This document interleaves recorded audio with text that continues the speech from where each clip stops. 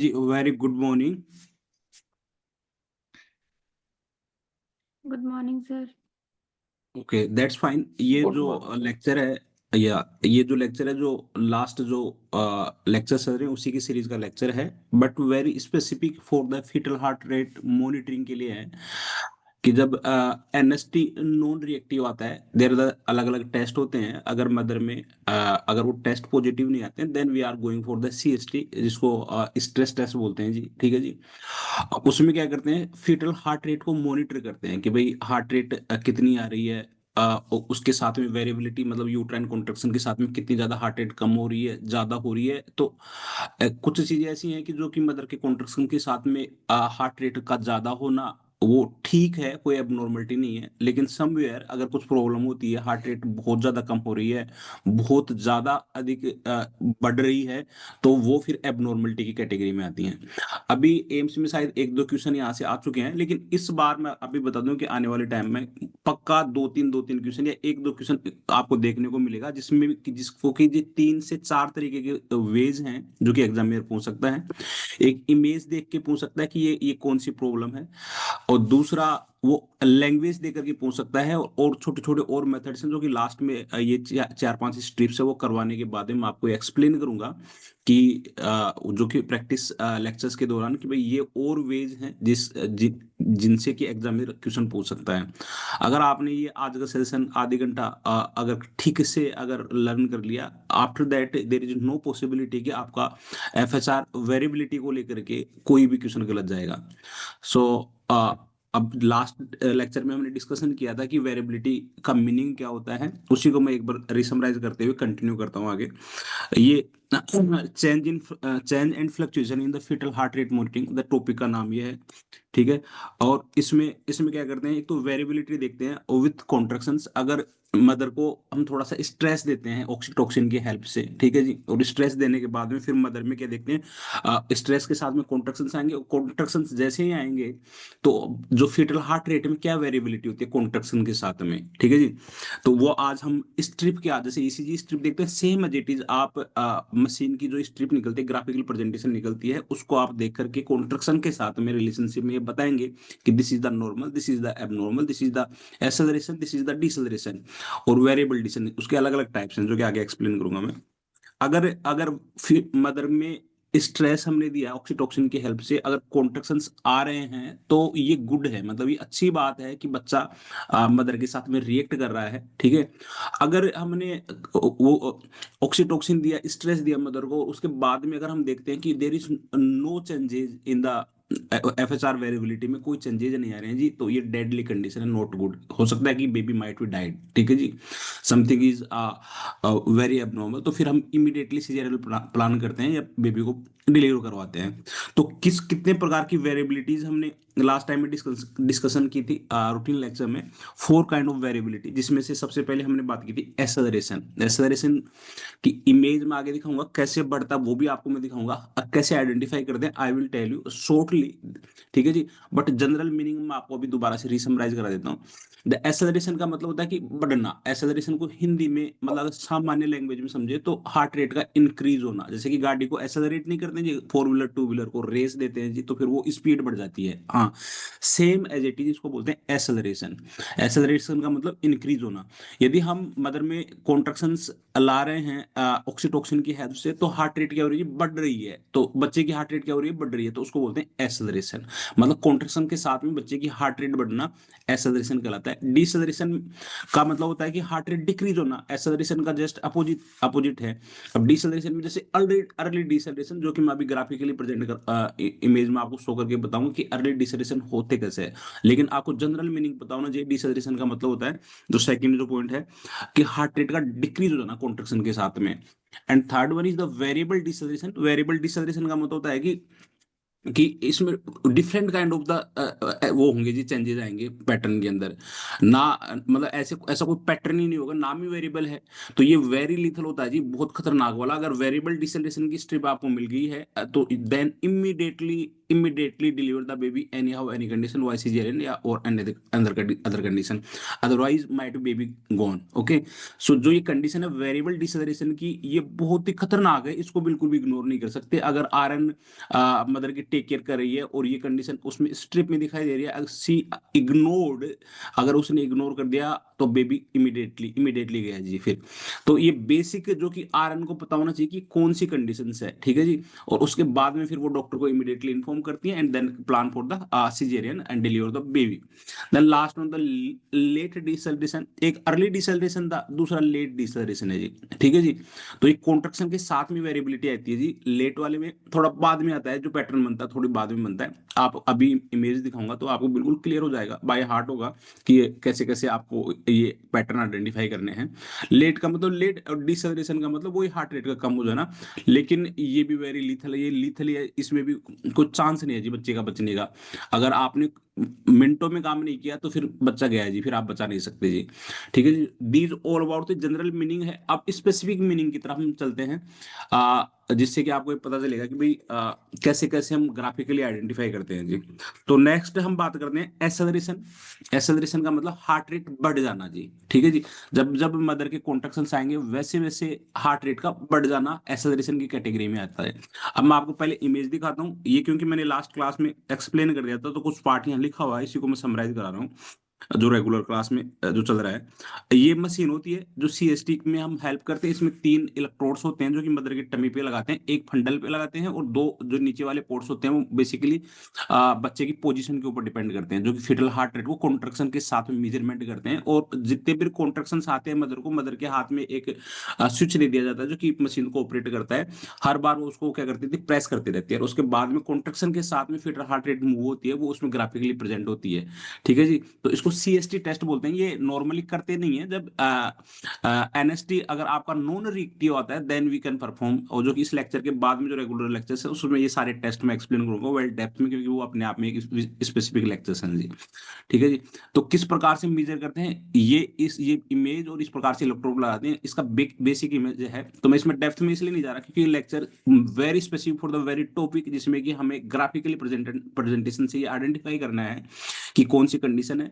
और फिर छोटी छोटी चीजें मैं लिखवा दूंगा आपको, आप नोट डाउन करते जाना, जिससे कि आप आगे इसको समराइज कर पाओगे। नाउ जो पहली कंडीशन है जो हम बता रहे थे एसेलरेशन की, फर्स्ट कंडीशन एसेलरेशन। एसेलरेशन का मतलब होता है कि ये जो ग्राफ देखिए नीचे की तरफ, इस ग्राफ में मैं आपको दिखाता हूँ यहाँ पे, ये जो नीचे वाली ये जो साइड है यहाँ पे, एक तो ये साइड है एक ये साइड है जी, ठीक है। ये दो चीजें आपको मेजर करनी है, दोनों में से आपको क्या देखना है कि जो ऊपर वाली जो लाइन बन रही है ये फीटल हार्ट रेट की लाइन है। अब now you increase your concentration more and more, क्योंकि अब आने वाले 10-15 मिनट में ये जितनी भी वेरिएबिलिटीज की कहानी है वो खत्म हो जानी है और लाइफ लॉन्ग रहेगी जी। आज आप यहाँ क्लासेस लर्न करके जाएंगे, उसके बाद में कहीं दोबारा तिबारा कहीं पढ़ने की आवश्यकता नहीं है, अगर आपने 15-20 मिनट ठीक से फोकस कर लिया तो, ठीक है जी। तो फर्स्ट हम एसेलरेशन की बात कर रहे हैं। ये तो ये इमेज में यहाँ लिखा हुआ है, यहाँ पे ये जो एसेलरेशन देख रहे हैं यहाँ पे, एग्जामिनर यहाँ लिख ही नहीं देगा जी आपको एसेलरेशन, ठीक है जी। यहाँ पे सिर्फ ऐसे ग्राफ देगा, और ग्राफ में ये दोनों लाइनें मिलेंगी जो यहाँ पे आपको शो हो रही है नीचे की तरफ। जो नीचे की तरफ जो ये वाली जो लाइन है, ये यूट्राइन कॉन्ट्रैक्शन की लाइन है, जो नीचे वाली जो लाइन है।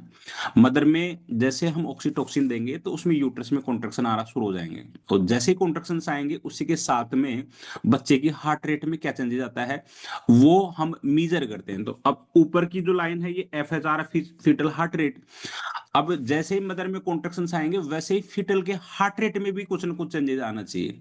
तो जो पहली कंडीशन है जो कि यहाँ लिखा हुआ है, इस ग्राफ में लिखा हुआ है, लेकिन एग्जाम में आपको नहीं मिलेगा जी, आपको पैटर्न याद करना है, ठीक है जी। अब जैसे ही मदर में कॉन्ट्रैक्शंस आ रहे हैं उसी के साथ में आप देखिए नीचे से ऊपर की तरफ हार्ट रेट भी बच्चे की ऊपर जा रही है, स्लाइटली ऊपर जा रही है, 15 से 20 के आसपास, ठीक है जी। और ये इनमें लिखा भी होता है ग्राफिकली यहाँ नंबर। आगे मैं प्रैक्टिस सेशंस में बताऊंगा कि ये पूरी एग्जैक्टली हार्ट रेट कैसे विजिबल है। ये पुरानी इमेज है इसलिए थोड़ा बहुत ज्यादा क्लियर नहीं है जी, ठीक है जी। तो अगर मदर के कॉन्ट्रैक्शन के साथ में बच्चे की हार्ट रेट स्लाइटली ऊपर जा रही है और कॉन्ट्रैक्शन के बाद में वापस नॉर्मल आ रही है जी, ये दूसरी इमेज देखिए यहाँ पे, ये देखिए, ठीक है जी। मदर को कॉन्ट्रैक्शन है, उसी के साथ में फीटल की हार्ट रेट क्या हो रही है जी, ऊपर की तरफ मूव हो रही है। ठीक है जी, स्लाइटली अपर अपर जा रही है, तो क्या हो रही है, एसेलरेट हो रही है, एसेलरेट हो रही है। ठीक है जी, तो इसको बोलते हैं एसेलरेशन, इसको बोलते हैं एसेलरेशन। तो इस प्रकार का पैटर्न अगर स्टिप में आ रहा है तो इसको बोलते हैं हैप्पी बेबी, मतलब मदर को कॉन्ट्रैक्शन आने का मतलब there is need more oxygen. ठीक है जी, और लेस ऑक्सीजन की वजह से बेबी रिएक्ट करता है। और ये एक नेचुरल है जो कि खुशखबरी है कि आपका बेबी ठीक है जी, कोई कोई समस्या की बात नहीं है जी, बेबी इज वेल। तो अगर मदर में कुछ मतलब कुछ कॉन्ट्रेक्शंस आ रहे हैं, उसके साथ में अगर बेबी की हार्ट रेट इंक्रीज हो रही है, एसेलरेट हो रही है और वापस नॉर्मल हो जा रही है विथ इन सेकेंड्स। ठीक है जी, जैसे कॉन्ट्रेक्शन बंद होता है उसके बाद में वो भी नॉर्मल हो जाती है, तो इसको बोलते हैं जी एसेलरेशन। और ये अच्छी बात है, बिल्कुल भी घबराने की कोई बात नहीं है जी। ठीक है जी, this is the first pattern जो कि ग्राफिकली आपको आइडेंटिफाई करना है, जिसको हम बोलते हैं एसेलरेशन। तो एसेलरेशन की मीनिंग मैंने यहाँ पे ऑलरेडी लिखवाई है, कब कब कैसे कैसे एसेलरेशन होता है। Now I am showing, yes, ये देखिए जी, मैं इसको थोड़ा शॉर्ट कर देता हूँ। तो इसमें इसमें आपने बच्चों ने कल भी लिख रखा होगा, आप जैसे इसको समराइज कर लें। Those who are not written, जिन्होंने नहीं लिखा वो इसको नोट डाउन कर लीजिए। एसेलरेशन का मतलब फीटल हार्ट रेट इंक्रीज, ठीक है जी, along with the maternal contractions. ठीक है जी, ये कितनी देर के लिए हो सकता है, फ्यू सेकंड्स के लिए हो सकता है, टू सम टाइम्स 1 मिनट के लिए ऐसे हो सकता है।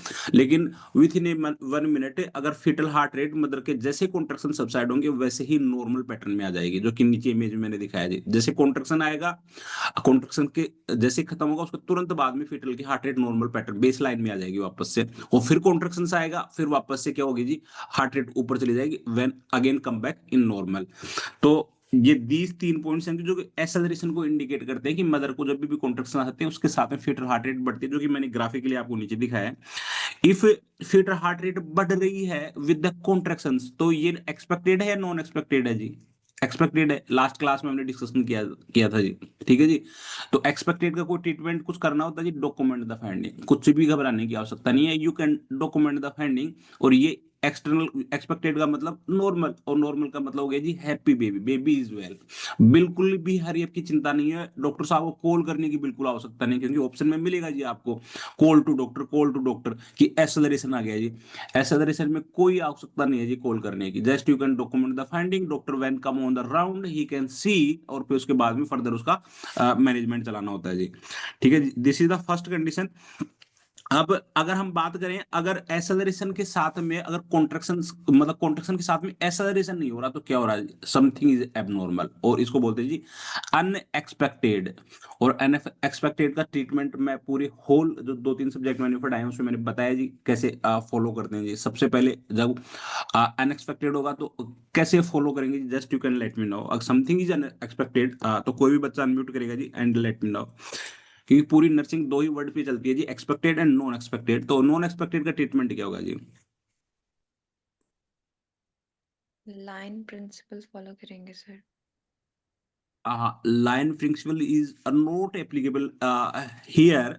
एक्चुअली यहाँ पे हम क्या कर रहे हैं, क्या कर रहे हैं जी, कहने का मतलब ऑक्सीटोसिन दे करके फिर कॉन्ट्रैक्शन ला रहे हैं जी मदर में। ठीक है जी, तो इमिडिएटली अगर आपने कॉन्ट्रैक्शन को, मदर का कॉन्ट्रैक्शन आ रहा है लेकिन बच्चे में कोई वेरिएबिलिटी नहीं आ रही है कॉन्ट्रैक्शन के साथ में, तो immediately we can hold them, पहले होल्ड कर देते हैं जी सबसे पहले ऑक्सीटोसिन को। अदरवाइज यूट्राइन कॉन्ट्रैक्शन क्या होंगे जी, मोर एंड मोर होंगे जी। ठीक है जी, और फिर उसके बाद में असेस करते हैं कि और कोई एबनॉर्मलिटी तो नहीं है, then immediately we can inform to consultant. Pattern वही है जो आपने साइकेट्री में और बाकी सब्जेक्ट्स में पढ़ा है जी। जब जब अनएक्सपेक्टेड होगा तो सेम पैटर्न फॉलो करना होगा हमें। ठीक है, तो इसका मतलब अगर मदर में हम यूट्राइन कॉन्ट्रैक्शन के साथ में बेबी के हार्ट रेट में एसेलरेशन नहीं आ रहा है तो something is wrong along with the baby. क्यों, क्योंकि ये तो नेचुरल प्रोसेस है, अगर मदर को कोई तकलीफ होती है तो बेबी को भी तकलीफ होती है जी।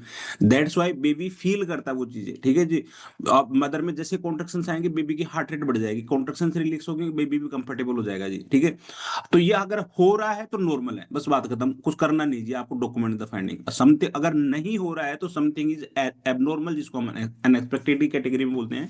और उसका ट्रीटमेंट क्या है जी, सबसे पहले ऑक्सीटोसिन को हम क्या करेंगे, स्टॉप करेंगे, फिर फर्दर साइन असेस करेंगे, and then as well as inform to doctor, और फिर सीजेरियन की तैयारी करेंगे ताकि बेबी को बाहर निकाला जाए, यानी हवा निकले, अदरवाइज मदर की हेल्थ कंडीशन में वर्स हो सकती है जी। सो द फर्स्ट जो पैटर्न पैटर्न था एसेलरेशन का, होप सो आपको ये समझ में आ गया होगा जी। किसी को कोई डाउट है एसेलरेशन को लेकर के, किसी भी कोई बच्चे को, कि ये फीटल हार्ट रेट वेरिएबिलिटी की बात करें जिसमें पहला पैटर्न था एसेलरेशन, अगर आपको ये ग्राफ मिलता है और ये लिखा हुआ नहीं होगा वहां पे एग्जाम में, ये वाला पार्ट है ना जो यहाँ पे जो लिखा हुआ है, ये नहीं होगा जी वहां पे आपके पास में, जस्ट वो इमेज देके पूछेगा कि ये क्या, ये कौन सा पैटर्न है जी। तो आपको पता लग जाएगा कि जैसे मदर के कॉन्ट्रैक्शन बढ़ रहे हैं नीचे की तरफ, वैसे same as it is baby के कॉन्ट्रैक्शन बेस लाइन से ऊपर जा रहे हैं 15 से 20 heart rate, and again come back within minute normal. और फिर दोबारा कॉन्ट्रैक्शन यहाँ पे आता है, कॉन्ट्रैक्शन के साथ में again foetal heart rate going up, and after the contraction again base line पे आ जाती है heart rate. So this pattern is called to acceleration. कोई भी बच्चा है जिसको अभी तक मतलब समझ में नहीं आया जी? नहीं, आगे भी। ओके जी, दैट्स फाइन। अगर एबनॉर्मल रहता है ना, तो एबनॉर्मल का मतलब है कि बेबी माइट बी डेड, बच्चे की डेथ हो चुकी है जी, ठीक है जी, तो immediately we can plan to save the mother that time, ठीक है। So these all about the acceleration. अब हम बात करते हैं जी दूसरी हेडिंग की, बात करते हैं अर्ली डिसेलरेशन। पहले मैं आपको इमेज से एक्सप्लेन कर देता हूँ, फिर उसके बाद में कुछ पॉइंट्स मैं आपको लिखवा दूंगा, ओके, जिससे कि आपको और ज्यादा बेटर क्लियर पिक्चर मिल जाएगी जी। अर्ली डिसेलरेशन की बात कर लेते हैं जी। नाम से पता चल रहा है जी, अर्ली मतलब जल्दी, ठीक है जी, अर्ली का मतलब जल्दी, ठीक है जी। नाउ द कॉन्ट्रेक्शन, कॉन्ट्रेक्शन से स्लाइटली इंक्रीज हो रहे हैं जी, एक्सेलरेशन का मतलब बढ़ रहे हैं जी। एक्सेलरेशन का, अच्छा ये this one is the early deceleration picture है जी, ठीक है जी। तो डिसेलरेशन का मतलब डिक्रीज होना, एक अर्ली अर्ली, एक तो अर्ली डिसेलरेशन है, एक अर्ली एक्सेलरेशन भी हो सकता है जी, ठीक है जी। तो जल्दी जल्दी बढ़ जाना वो अर्ली एक्सेलरेशन की कैटेगरी में आता है जी। जैसे हमने एक्सेलरेशन किया था सेम एज इट इज, अब ये दूसरा जो अर्ली डिसेलरेशन, डिसेलरेशन का मतलब हार्ट रेट कम होना जल्दी, मतलब विद द कॉन्ट्रेक्शंस, ठीक है जी। अब फॉर एग्जांपल क्या होता है, 15 से 20 हार्ट रेट वहां बढ़ रही थी एक्सेलरेशन में, अब यहाँ 15 से 20 हार्ट रेट क्या हो जाएगी, कम हो जाएगी। डिसेलरेट का मतलब कम हो जाएगी जी। अरे डिसेलरेशन का मतलब जैसे ही कॉन्ट्रेक्शन आएगा उसके बाद में क्या होगा, थोड़ी देर बाद में हार्ट रेट डिक्रीज हो जाएगी कॉन्ट्रेक्शन के साथ में। तो हम इसको बोले अर्ली डिसेलरेशन का मतलब जैसे ही मैटरनल कॉन्ट्रेक्शन आएंगे बच्चे बेबी की हार्ट रेट बेस लाइन से 15 से 20 नीचे की तरफ चली जाएगी, डाउन हो जाएगी। नाम ही पता है जी डिसेलरेशन, ठीक है जी। तो हार्ट रेट डाउन हो रही है, D four down, D four deceleration, ठीक है जी। हाँ, तो अगर डाउन जा रही है, अगर ये पैटर्न मिल रहा है आपको यहाँ देखने पे कि जैसे मैटरनल कॉन्ट्रेक्शन आ रहा है, ये जो कि ग्राफ का पार्ट है जी यूट्राइन कॉन्ट्रेक्शन का, और ये फीटल हार्ट रेट का ऊपर ग्राफ है जो कि पहले वाली इमेज में मैंने बता रखा है जी एफएसआर का, ठीक है जी। तो अगर कॉन्ट्रेक्शन के साथ में हार्ट रेट डाउन साइड में जा रही है, नीचे की तरफ जा रही है, लेकिन कितनी जा रही है, मतलब ये आपको पैटर्न पता रखना पड़ेगा, जो कि यहाँ लिखा होता है जिसमें काउंटिंग लिखी होती है जी यहाँ पे, ठीक है जी। तो आइडियली 15 से 20 हार्ट रेट अगर नीचे की तरफ जा रही हैं, डाउन साइड जा रही हैं, ठीक है जी, विद द कॉन्ट्रेक्शंस, तो उसको उसको बोलते हैं जी अर्ली डिसलरेशन। फिर जैसे ही कॉन्ट्रेक्शन खत्म होता है और बेबी की हार्ट रेट नॉर्मल आ जाती है जी। तो देखो आगे आप यहाँ पे देखिए जी, जैसे कॉन्ट्रेक्शन खत्म हुआ, कॉन्ट्रेक्शन के बाद में बेस लाइन पे आ गया जी बच्चा, ठीक है जी, बेस लाइन हार्ट रेट पे आ गया जो कि नॉर्मल थी उसकी, ठीक है जी। और फिर दोबारा से कॉन्ट्रेक्शन आ रहा है, ये दोबारा कॉन्ट्रेक्शन आ रहा है, कॉन्ट्रेक्शन के साथ में again heart rate going in down side again, ठीक है जी। So this is called to early deceleration. Hope so कि आपको दो दो पैटर्न आपको समझ में आ गए होंगे कि जिसको देखते ही पता लग जाए कि हाँ दिस इज द एक्सेलरेशन और this is the early deceleration. अब इसके कुछ पॉइंट्स आप लिख लीजिए यहाँ पे नीचे की तरफ अर्ली डिसलरेशन के। With the contraction fetal heart rate decrease, पहली चीज क्या होती है with the maternal contraction fetal heart rate decreased.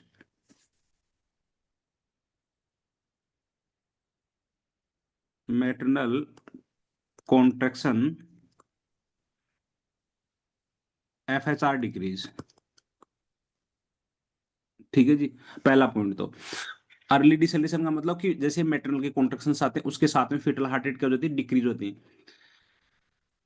उसी के जस्ट नीचे एरो लगा के लिख लीजिए यहाँ पे, जस्ट नीचे की तरफ, there is decrease in at least 15 beat of heart rate there is a decrease in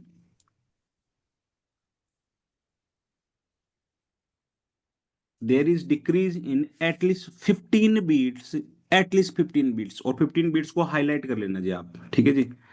कितनी कम होनी चाहिए? एटलीस्ट 15 बीट कम होनी चाहिए जी। At least 15 beats of heart rate that should resolve back to the baseline within seconds. 15 FHR या heart beats या heart rate that should resolve back, to baseline within second, मतलब few seconds में जैसे ही contraction आएगा उसके बाद में क्या हो रही है जी, fetal heart rate base line पे आ जाती है जी।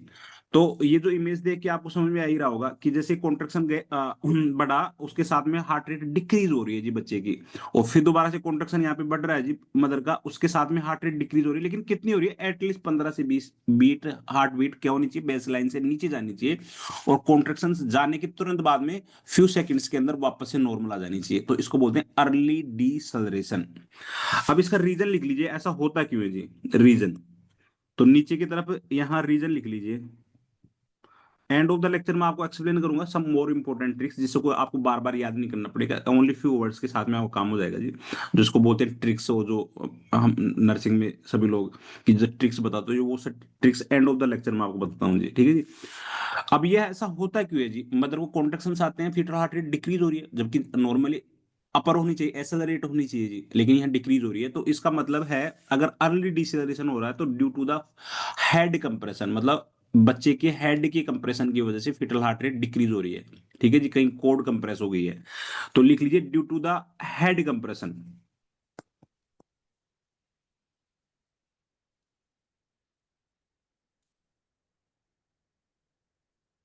जो कि अम्लाइकल कोड को कंप्रेस कर रहा है जी, ठीक है जी। अब ये जो कंडीशन है, ये एक्सपेक्टेड है या नॉन एक्सपेक्टेड, ये सबसे बड़ा क्वेश्चन है जी। हाँ, ये एक्सपेक्टेड है या नॉन एक्सपेक्टेड है? अगेन मैं आपको बता दूं, this is also comes under the normal condition, कि अगर कहीं ना कहीं फिटल हार्ट रेट कम हो रही है और 10 से 15 तक की कमी हो रही है तो कोई घबराने की बात नहीं है। तो this is comes under the category of expected और नॉर्मल। नॉर्मल। अब बीइंग ए आरएन, आप इसके नीचे लिख लीजिए, ये एक्सपेक्टेड कैटेगरी में आता है जी। एक्सपेक्टेड स्लैश नॉर्मल लिख लो, दोनों में से कोई एक ही लिख लो जी, ठीक है जी।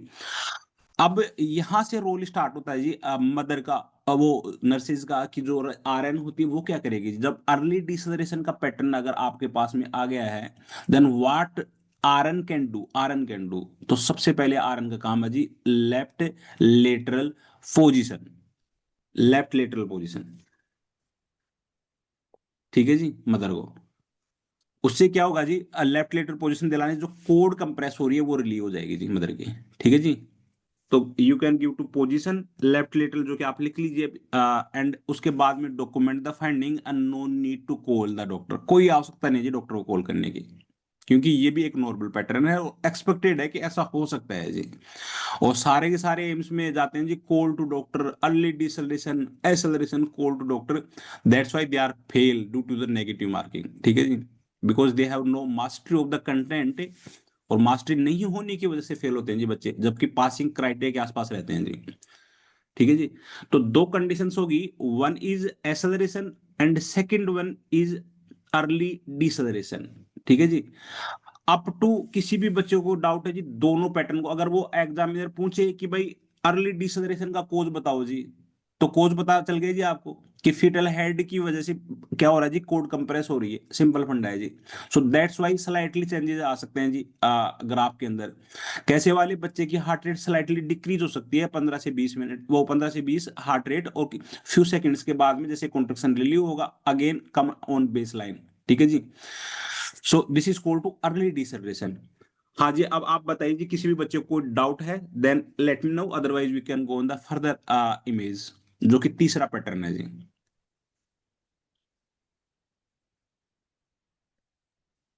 Clear sir. Okay, that's great. ये पैटर्न देखा आपने कभी? ये अगर पैटर्न एग्जामिनर आपको देख के भेजता है जी, ईसीजी के पैटर्न तो बहुत आगे एग्जाम में आपके, इस बार ये वाले पैटर्न देखने को मिलेंगे जी आपको, मैं बता दूं। यहाँ वो बताया जाता है कि जो एग्जाम में आने वाला है जी, आने के बाद वाली कहानी बाकी यूट्यूब पे मिलती है जी सब जगह। ठीक है जी। तो अभी इनमें से कोई पैटर्न आपको देखने को मिलेगा जी एग्जाम में, बता दो मैं। ठीक है। और लास्ट में बताऊंगा और कैसे कैसे एग्जामिनर क्वेश्चन पूछ सकता है। तो अब नेक्स्ट हम थर्ड पैटर्न की बात करते हैं जी, इसको बोलते हैं variable deceleration. Variable deceleration, variable का मतलब जो कि किसी पैटर्न में आता ही नहीं जी, वैरायटी इसकी सबसे अलग है जी। ठीक है जी। तो इसको बोलते हैं जी वेरिएबल डिसलरेशन। डिसलरेशन का मतलब तो समझ गए जी, हार्ट रेट डिक्रीज, ये तो आपको समझ में आ ही गया होगा प्रीवियस इमेज से। अब वेरिएबल मतलब वैरायटी, तो आप तीन चीज याद रखेंगे जी वेरिएबल को लेकर के। तो यहाँ नीचे की तरफ लिख लीजिए एक बॉक्स बना करके, वेरिएबल डिसलरेशन के बॉक्स में। ठीक है जी। रिमेंबर विथ 3V, आपको याद रखना है जी, वेरिएबल के साथ में 3V याद रखने हैं जी। तो यहाँ लिख लीजिए रिमेंबर विथ 3V, 3V याद रखने हैं जी। कौन कौन से? V फॉर वेरिएबल डिसलरेशन, जो कि नाम ही है जी, एग्जामिनर आपको दे के भेजेगा जी वहां पे, तो आपको कुछ दिमाग नहीं दौड़ाना है जी। तो V फॉर वेरिएबल डिसलरेशन। ठीक है जी, आगे इसको आप लिख लीजिए वेरिएबल डिसलरेशन। फर्स्ट वी हो गया जी। Second V for very sharp dip, very sharp dip. V for very sharp dip. ठीक है जी। जो डिप होगा फीटल हार्ट रेट का, बहुत फास्ट गति से होगा जी, वो नॉर्मल 15 से 20 वाला नहीं होगा जी, बहुत डेप्थ वाला होगा जी। और तीसरा V for very concerning, very concerning, अब इग्नोर नहीं कर सकते जी आप। Very concerning, CONCERING। तो 3V's आपको, V for variable deceleration, V for very sharp, V for very concerning. अब आप इग्नोर नहीं कर सकते जी, अगर ऐसा पैटर्न मिल गया है, इमीडिएटली कंसर्निंग, इमीडिएटली कंसर्निंग। ठीक है जी। Then you immediately inform to consultant कि भाई अब ये दिक्कत होगी, सम इंटरवेंशन आप अपनी तरफ से करेंगे। इमीडिएटली इंटरवेंशन के साथ में क्या करना है जी, कंसल्टेंट को इन्फॉर्म करना और सीजरियन करवाने के लिए तैयारी कर देनी है जी, अदरवाइज बेबी इज गॉन। और फिर मदर को भी बहुत ज्यादा हार्म होने के चांसेस रहते हैं जी। तो आप लिख लीजिए यहाँ पे अब मैं आपको पहले पैटर्न समझा देता हूँ, देन फिर पॉइंट लिखवा देता हूँ। इस पैटर्न को आप देखिए, ये यूट्राइन कॉन्ट्रेक्शंस हैं जी, यूट्राइन कॉन्ट्रेक्शंस ये वाले। और इधर ऊपर क्या है जी, ये ऊपर वाला, ये FHR है जी, FHR फीटल हार्ट रेट है जी, सेकंड। ठीक है जी। अब आप देखिए जी, ये बेस लाइन है, ये सारी की सारी बेस लाइन हार्ट रेट है बच्चे की, ये वाले, जिसको मैं थोड़ा रेड रेड कलर से, ये बेस लाइन हार्ट रेट है जी सारे के सारे। ठीक है जी। बेस लाइन से अगर थोड़ा सा ऊपर जा रहा था, ऊपर की तरफ थोड़ा सा 15 से 20 हार्ट रेट अगर ऊपर की तरफ जा रही थी, तो एक्सेलरेशन था, जो कि नॉर्मल, कुछ करना नहीं था, डॉक्यूमेंट द फाइंडिंग था जी। ठीक है जी, जो कि नॉर्मल था, एक्सपेक्टेड था, जो हमने फर्स्ट पिक्चर में देखा। बेस लाइन से थोड़ा सा कम नीचे की तरफ अगर 15 से 20 हार्ट रेट कम जा रही है, 15 से 20 हार्ट रेट कम जा रही है, तो फिर भी कोई घबराने की आवश्यकता नहीं है जी। फिर भी जो 15 से 20 जा रही है तो भी कोई घबराने की बात नहीं है जी। ठीक है जी। इट्स ए नॉर्मल कि ये, अब आपको क्या करना है जी, मदर को करवट दिलाना है, जिसको हम अर्ली डिसलरेशन बोल रहे थे जी। अब हम बात कर रहे हैं जी वेरिएबल डिसलरेशन। वेरिएबल का मतलब वो किसी भी पैटर्न में नहीं आता जी। वेरिएबल का मतलब कोई भी पैटर्न, जो कि हमने दो फट लिए हैं, एक ये फट रहे हैं, एक और फटेंगे जी, जो कि इनमें से के एग्जाम में क्वेश्चन आने जी, चार पैटर्न में से। ठीक है जी, मोस्ट टेस्टेड टॉपिक है जी।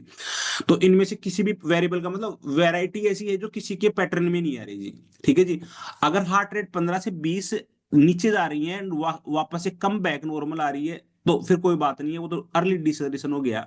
लेकिन कॉन्ट्रेक्शन के बाद में एक sharp V for very sharp dip आता है जी, वेरी शार्प। अब आप देखिए जी, मदर का कॉन्ट्रेक्शन से यहाँ पे कंप्लीट आ रहा है जी। हाँ जी।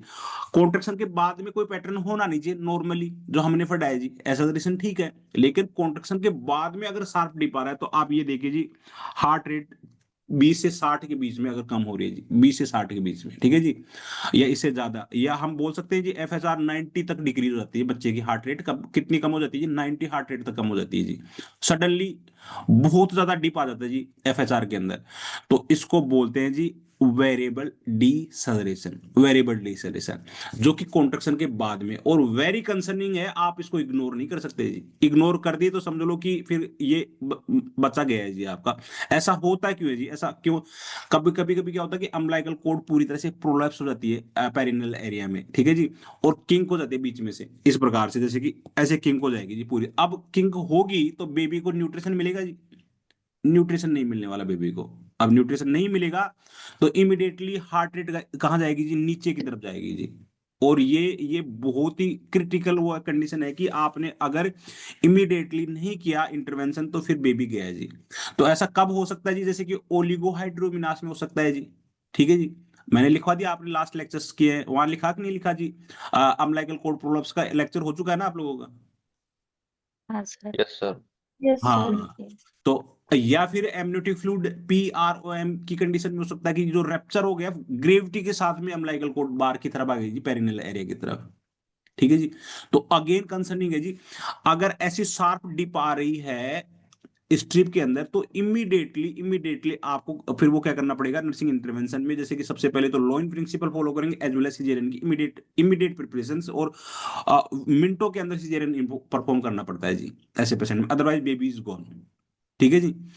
हाँ, तो अब आप लिख लीजिए, बेसिक आइडिया तो लग ही गया होगा, बेसिक आइडिया कि वेरिएबल डिसेलरेशन का मतलब वैरायटी जो कि किसी पैटर्न में नहीं आती है जी, वैरायटी, ठीक है जी। हार्ट रेट 90 तक बेबी के नीचे चली जाती है, वो भी कॉन्ट्रैक्शन के बाद में, ठीक है जी, कॉन्ट्रैक्शन के बाद में। तो और ये इसमें क्या होता है, वेरी शार्प डिप होता है और वेरी कंसर्निंग होता है। अब now you can mention the point, आप पॉइंट और लिख लीजिए यहाँ नाम लिख करके, उसका नाम लिख लीजिए आप अपना, वेरिएबल डिसेलरेशन, ठीक है जी। वेरिएबल डिसेलरेशन, डिसेलरेशन, ठीक है जी। और उसमें फिर आप लिख लीजिए ये 3 V's आपने ऑलरेडी साइड में लिख के रखा होगा, उसी के नीचे लिख लीजिए वेरी कंसर्निंग, वेरिएबल का मतलब very concerning.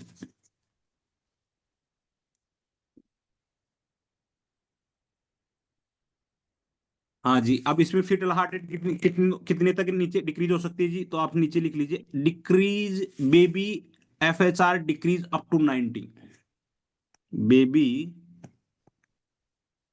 FHR decrease up to 90, ठीक है जी। क्या कारण है, रीजन क्या है जी? रीजन, तो आप रीजन लिख लीजिए यहीं पे, रीजन प्रोलैप्स्ड अम्लाइकल कोड,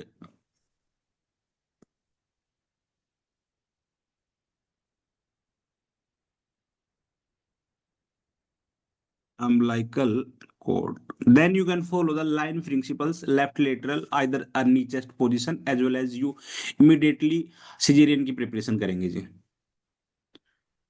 ठीक है जी। ऐसा और क्या कारण हो सकता है जी? एक कारण तो अम्बिलिकल कोड हो गया, और दूसरा और क्या रीजन हो सकता है जी? ऐसा शार्प डिप देखने को मिल सकता है, और भी कई कारण हो सकते हैं, जिसमें से एक दूसरा कारण लिख लीजिए यहाँ पे, ओलिगोहाइड्रोमिनस, ओलिगो हाइड्रो मिनियास। और आपने ओलिगोहाइड्रोमिनास का ट्रीटमेंट ऑलरेडी पढ़ चुका है, लास्ट हमारा जो लेक्चर हो रहा था रेगुलर क्लासेस में, तो कैसे मैनेज करते हैं जी ओलिगोहाइड्रोमिनास को, एमनियोटिक फ्लूइड कैसे ट्रांसफ्यूज करते हैं। बट अगर टर्म बेबी है तो फिर इमीडिएटली सिजेरियन करवाते हैं, अगर बेबी मैच्योर है तो इमीडिएटली सिजेरियन करके डिलीवरी करते हैं, अदरवाइज अगर प्री मैच्योर है जी तो हम फिर ओलिगोहाइड्रोमिनास के लिए हमें मैंने बताया था जी कि एमनियोटिक फ्लूइड को क्या करते हैं जी? ट्रांसफ्यूज करते हैं जी, ठीक है जी। कैसे ट्रांसफ्यूज करते हैं जी? कोई बच्चा मुझे बताएगा जी अभी? पर वेजाइनली भी कर सकते हैं और इंट्राएब्डोमिनली भी कर सकते हैं। 0.9 NS इन्फ्यूज करते हैं वार्म करके। वार्म करके जी, और ट्रांस एब्डोमिनल भी कर सकते हैं जी when required, to needle insert करते हैं विद द सोनोग्राफी, उसके उसके साथ में जी देखते हैं कि बेबी की पोजीशन कहाँ है जी, और फिर नीडल की हेल्प से डायरेक्टली एब्डोमेन के अंदर वार्म नॉर्मल सलाइन इंसर्ट करते हैं, जिसको आइसोटोनिक फ्लूइड बोलते हैं जी, ठीक है जी। अब जो दो अगर दोनों कंडीशंस मैंने लिखवाई है, one is the prolapsed umbilical cord and another one is the oligohydramnios, ठीक है जी। तो इन दोनों को आप अलग से यहाँ लिख लीजिए नीचे की तरफ, मैं इसी को थोड़ा इमेज को नीचे कर देता हूँ। हम्म। हाँ जी, यहाँ लिख लीजिए दो कंडीशंस आपके पास में, दोनों का थोड़ा थोड़ा ट्रीटमेंट जो कि आपको पता है, लेकिन फिर मैं लिखवा दूँ, इफ ओलिगोहाइड्रोमिनियास, इफ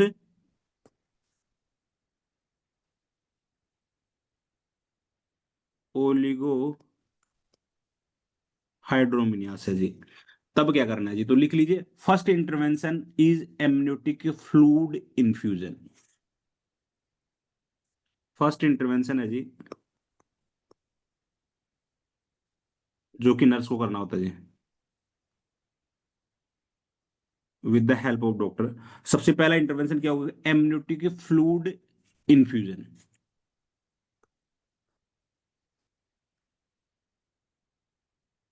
फ्लूइड इन्फ्यूजन, जो कि अभी बच्चे ने बताया है कि कैसे करते हैं जी, एमनियोटिक फ्लूइड कैसे इन्फ्यूज करते हैं जी। एक तो वाई पर वेजाइनली, जो कि सर्वाइकल माउथ में 1 to 2 सेंटीमीटर का डायलेशन करके और कैथेटर इंसर्ट करते हैं और वहां से डायरेक्टली पुश कर देते हैं जी। समटाइम्स अगर कॉन्ट्राइंडिकेटेड है तो फिर ऐसे में क्या करते हैं, ट्रांस एब्डोमिनली, एब्डोमिनल में सीधा एक लोकल एनेस्थीसिया करके एक नीडल इंसर्ट करते हैं और फिर एमनियोटिक फ्लूइड मतलब नॉर्मल सलाइन उसमें इन्फ्यूज कर देते हैं जी, ताकि बच्चे को घूमने फिरने के लिए थोड़ी जगह मिल जाएगी, स्पेस मिल जाएगा जी फ्लूइड की हेल्प से, और उसका टेम्परेचर भी मेंटेन रहेगा जी। दूसरा, इफ प्रोलैप्स्ड अम्बिलिकल कॉर्ड, तो दूसरी यहां लिख लीजिए, इफ, ये एग्जामिनर आपको क्वेश्चन में देके भेजेगा जी, ठीक है जी, तो आपको उसके हिसाब से आंसर लगाना है। कहने का मतलब, अगर वो इमेज देके पूछ रहा है तो आप इमेज से बताओगे जी, अगर वो कंडीशन देके पूछ रहा है जी तो आप कंडीशन के साथ में आंसर। वो बोल रहा है कि ओलिगोहाइड्रोमिनास हो रहा है तो फिर उसका आंसर एमनियोटिक फ्लूइड ट्रांसफ्यूजन होगा। वो बोल रहा है जी प्रोलैप्स्ड अम्बिलिकल कॉर्ड, तो फिर उसका ट्रीटमेंट अलग होगा जी, अलग होगा जी। If prolapse umbilical cord, cord, दूसरी कंडीशन, ठीक है जी, तो इसमें क्या होगा, उसका ट्रीटमेंट क्या होगा जी, पहले मैंने बताया था जी, पुश एंड देन पोजीशन। सबसे पहले क्या करेंगे जी, हाँ दोनों ऑप्शन में रहेंगे जी आपके वहां पे एम्स में, अब आप एग्जाम में बैठोगे तो पोजीशन भी रहेगा और पुश भी रहेगा जी। तो सबसे पहले क्या करोगे जी, अम्बिलिकल कॉर्ड को जो किंक हो रहा है उसको रिलीव करेंगे, तो आप क्या करेंगे, with the help manual, manual pressure, मतलब विद द 2 फिंगर्स, जो कि वेजाइना में हम इंसर्ट करते हैं और उसको अंदर की तरफ पुश कर देते हैं जी, जो इमिडिएट जो किंक हो रहा था उसमें रिलीफ मिल जाता है, then we can give to position. तो ट्रीटमेंट में दोनों ऑप्शन रहेंगे जी, आपको मैं बता दूं, दोनों के दोनों ऑप्शन में वन इज पुश भी रहेगा और पोजीशन भी रहेगा जी, ठीक है जी। तो सबसे, अगर वो पूछ रहा है इनिशियली प्रायोरिटी, तो आपको सबसे पहले क्या करना है जी, सबसे पहले पुश करना है जी। तो फर्स्ट पॉइंट होगा जी पुश, जो कि मैनुअल प्रेशर, फिंगर्स की हेल्प से करते हैं जी, ठीक है जी। एंड देन उसके बाद में क्या करेंगे जी, पोजीशन। पोजीशन में कौन सी दो पोजीशन देते हैं जी, या तो लेटरल पोजीशन, कोई भी दे सकते हैं जी, लेटरल, लेफ्ट और राइट कोई भी पोजीशन, और दूसरी अलिथोटोमी पोजीशन जी,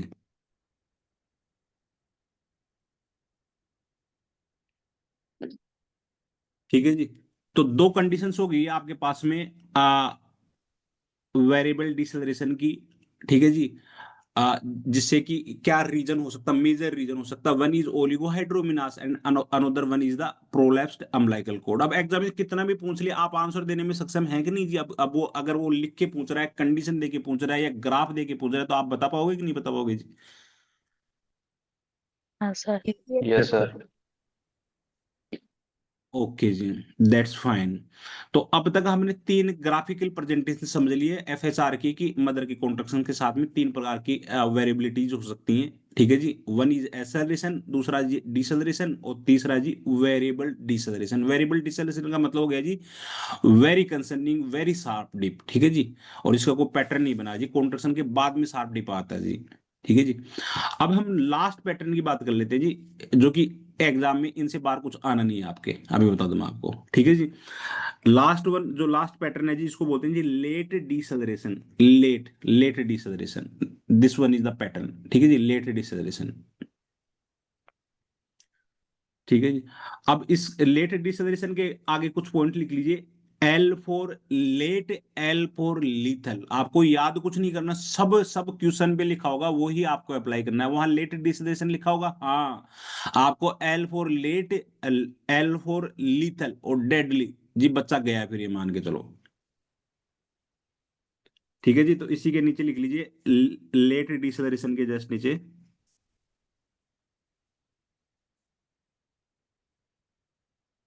लेट डिसेलरेशन, ठीक है जी, हाँ जी। तो L for late and L for lethal, अगर ये पैटर्न आपको उस पे पैटर्न दिखाई दे रहा है जी, कॉन्ट्रैक्शन के बाद में एक डिप आ रहा है जी इस प्रकार का, ठीक है जी, इस प्रकार का, जिसमें हार्ट रेट मोर देन 90 से ज्यादा, मोर देन 90 से ज्यादा, और फिर नॉर्मल होने में भी बहुत टाइम ले रही है जी, बहुत ज्यादा टाइम ले रही है, तो वहां तो शार्प डिप आ रहा था, इमीडिएटली नॉर्मल हो रहा था जी, शार्प डिप आ रहा था जी, नॉर्मल हो रहा था जी, पोजीशन दिया आपने, काम बन गया जी, एमनियोटिक फ्लूइड ट्रांसमिट करके आप बचा लोगे जी बेबी को, ठीक है जी। लेकिन यहाँ क्या हो रहा है जी, टाइम देखिए जी, आप पैटर्न देखिए जी, यहाँ से यहाँ तक देखिए जी, एफएसआर को वापस नॉर्मल होने में इतना टाइम लग रहा है जी। तो बच्चे बेबी को क्या न्यूट्रिशन मिलेगा, ऑक्सीजन मिलेगी जी ब्रेन को? नहीं नो सर। सर। नहीं मिलेगी। 2 से 3 मिनट तक, 3 मिनट तक पैटर्न नॉर्मल नहीं आता, कम दो, कभी कभी 3-4 मिनट लग जाते हैं जी कॉन्ट्रैक्शन के बाद में, ठीक है जी। तो L for late, L for lethal. अब देखिए जी, यहां से फिर कॉन्ट्रैक्शन खत्म हुआ जी, कॉन्ट्रैक्शन के बाद में फिर एफएसआर डिक्रीज हुई जी, और पूरा यहाँ आने में इतना टाइम लग गया जी, पूरा का पूरा। तो बेबी की ब्रेन डेथ होगी कि नहीं होगी जी? हाँ तो सर। Yes sir. ये सबसे बड़ा खतरनाक है जी, अगर ये है, ये पैटर्न मिल गया तो immediately do the caesarean, immediately do the caesarean. ऐसा क्यों होता है जी लेट, ये वाला इसका रीजन क्या है? Placental, placental insufficiency.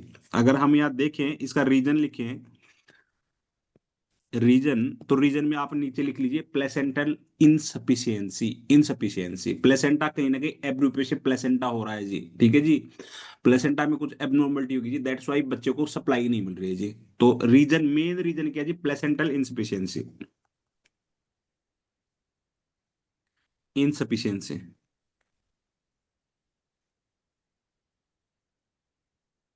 ठीक है जी।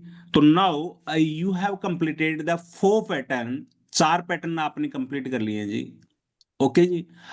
अब इन चारों पैटर्न में किसी को कोई डाउट है, मैं एक बार समराइज करवा देता हूँ चारों इमेज को देख करके, ठीक है जी, देन फिर मैं आपसे क्वेश्चन पूछूंगा जी, you will ready for them, ठीक है जी। ये किस में करते हैं जी? ये CST जो स्ट्रेस टेस्ट होता है उसमें करते हैं, जब NST नॉन रिएक्टिव आता है तब ये परफॉर्म करते हैं जी, जिसमें फिर हार्ट रेट को चेक करते हैं जी। इलेक्ट्रोड कैसे लगाते हैं, इसका पूरा पैटर्न अलग ही है, जो कि एक अलग लेक्चर होनी है, कैसे कैसे अप्लाई करते हैं, क्या क्या होता है जी पोजिशनली, सारा का सारा मैं उस पर बात नहीं कर रहा आज, सिर्फ हम स्पेसिफिक लेक्चर जो इस पे हम बात कर रहे हैं कि फिटल हार्ट रेट में क्या क्या वेरिएबिलिटीज हो सकती हैं। तो हम FSR वेरिएबिलिटीज विद मैटरनल कॉन्ट्रैक्शन के साथ में देख रहे हैं कि मदर के कॉन्ट्रैक्शन के साथ में बच्चे में कौन कौन सी वेरिएबिलिटीज हो सकती हैं, उसकी हम बात कर रहे हैं जी, ठीक है जी। नाउ जो सबसे पहली इमेज मैं आपको ये शो कर रहा हूँ, जो फर्स्ट वाली जो इमेज है, हाँ जी, ये कॉन्ट्रैक्शन के साथ में अगर हार्ट रेट बढ़ रही है, कॉन्ट्रैक्शन के साथ में यदि हार्ट रेट बढ़ रही है, तो ये कौन सा पैटर्न होगा जी? हार्ट रेट अगर स्लाइटली ऊपर की तरफ जा रही है जी, हाँ जी बताइए जी। एक्सेलरेशन, एक्सेलरेशन का मतलब क्या होता है जी? हार्ट फीटल रेट का बढ़ना। हार्ट रेट जब बढ़ जाते हैं। हाँ जी, फीटल की हार्ट रेट बढ़ जाती है तब होता है जी। वाई एक्सेलरेशन ऐसा क्यों होता है जी? क्यों, क्या रीजन है? क्योंकि जब हम मदर में कॉन्ट्रैक्शन लाते हैं, ऑक्सीटोसिन देके, that time we need to more oxygen during the contraction, और बेबी को ऑक्सीजन मिलती नहीं है, लेकिन कॉन्ट्रैक्शन जैसे ही रिलीव हो जाता है वापस से FSR बेस लाइन पे आ जाती है जी, ठीक है जी। सो इसको बोलते हैं जी एक्सेलरेशन। ये सबको याद हो गया? किसी को डाउट है जी एक्सेलरेशन को लेकर के? एक्सेलरेशन हैप्पी बेबी होता है या फिर डेड बेबी वाली कंडीशन होती है जी? Happy happy baby. Baby. Happy baby. हाँ, हैप्पी बेबी इसलिए होता है कि मदर में अगर कुछ भी प्रॉब्लम हो रही है, बच्चा भी इमिडिएटली रिएक्ट करता है जी, ठीक है जी, और मदर ठीक होती है तो बच्चा भी इमिडिएटली ठीक हो जाता है जी, that's why call to happy baby. हम बोलते हैं जी खुशखबरी है, कोई कोई बात नहीं जी चिंता की, हाँ जी। क्योंकि NST नॉन रिएक्टिव आया था, मदर परेशान थी, सब फैमिली परेशान थी, आपने CST किया, CST की रिपोर्ट में सबसे पहले बताया कि बेबी इज हैप्पी, ठीक है जी, क्योंकि एक्सेलरेशन का पैटर्न है, ठीक है जी, कोई घबराने की कोई बात नहीं है। This is the first graph. फिर हमने बात की अर्ली डिसलरेशन की, ये जो इमेज है जी। अब अर्ली डिसलरेशन में क्या क्यों होता है और कैसे आप आइडेंटिफाई करेंगे जी? ग्राफ अगर आपके सामने आ गया तो। बेबी का हार्ट रेट डिक्रीज हो जाती है। हम्म। हेड कितनी हार्ट कंप्रेस रेट हो कम होती जाएगा। है, कितनी हार्ट रेट कम होती है? अगर उसने एग्जाम में ऐसे लिखा नहीं एटलीस्ट है वहां पर, 15। हाँ 15 से 20 मान के चलो, ठीक है जी, एग्जामिनर ने लिखा कि बच्चे की हार्ट रेट 150 थी, अब हो गई है 100, मतलब 15 कम कर दो जी, 135 हो गई है, ठीक है जी। हाँ वो लिख के दे रहा है जी, आप ग्राफ नहीं दिया, वहां लिख रहा है कि बेबी की हार्ट रेट वहां 150 थी और वो कॉन्ट्रेक्शन के साथ में 135 हो गई है और फिर वापस विथ इन ए सेकंड में नॉर्मल हो गई है, तो वो क्या पैटर्न निकला है, कौन सा पैटर्न आएगा जी? Early early early deceleration. Early deceleration. Deceleration. Exactly early deceleration. अब अर्ली डिसलेशन क्यों होता है? क्योंकि हेड कंप्रेशन, बच्चे का हेड कहीं कोड के बीच में आ रहा है जी, नीचे की तरफ बचा आ रहा होगा, उसकी वजह से हो सकता है जी। And we can say expected, घबराने की कोई बात नहीं है, जैसे हम पोजीशन देंगे देन इमीडिएटली, तो आपका आपका काम क्या होगा जिसका बिकम में आ रहा ना, आप क्या काम करेंगे? जैसे अर्ली डिसलेशन का पैटर्न मिल गया तो डॉक्यूमेंट में आप क्या काम करेंगे जी? लेफ्ट लेफ्ट हाँ lateral left lateral position. Left lateral position position दिला देंगे। देंगे, हाँ लेफ्ट या राइट में कोई भी पोजीशन दे सकते हैं जी, यूजुअली हम लेफ्ट देते हैं जी। पोजीशन देंगे इमीडिएटली बच्चे की हार्ट रेट नॉर्मल हो जाएगी, घबराने की कोई बात नहीं है। तो डॉक्टर को कॉल करोगे, डॉक्टर साहब जल्दी आइए, अर्ली डिसलरेशन आ गया है जी, पैटर्न में मिलेगी।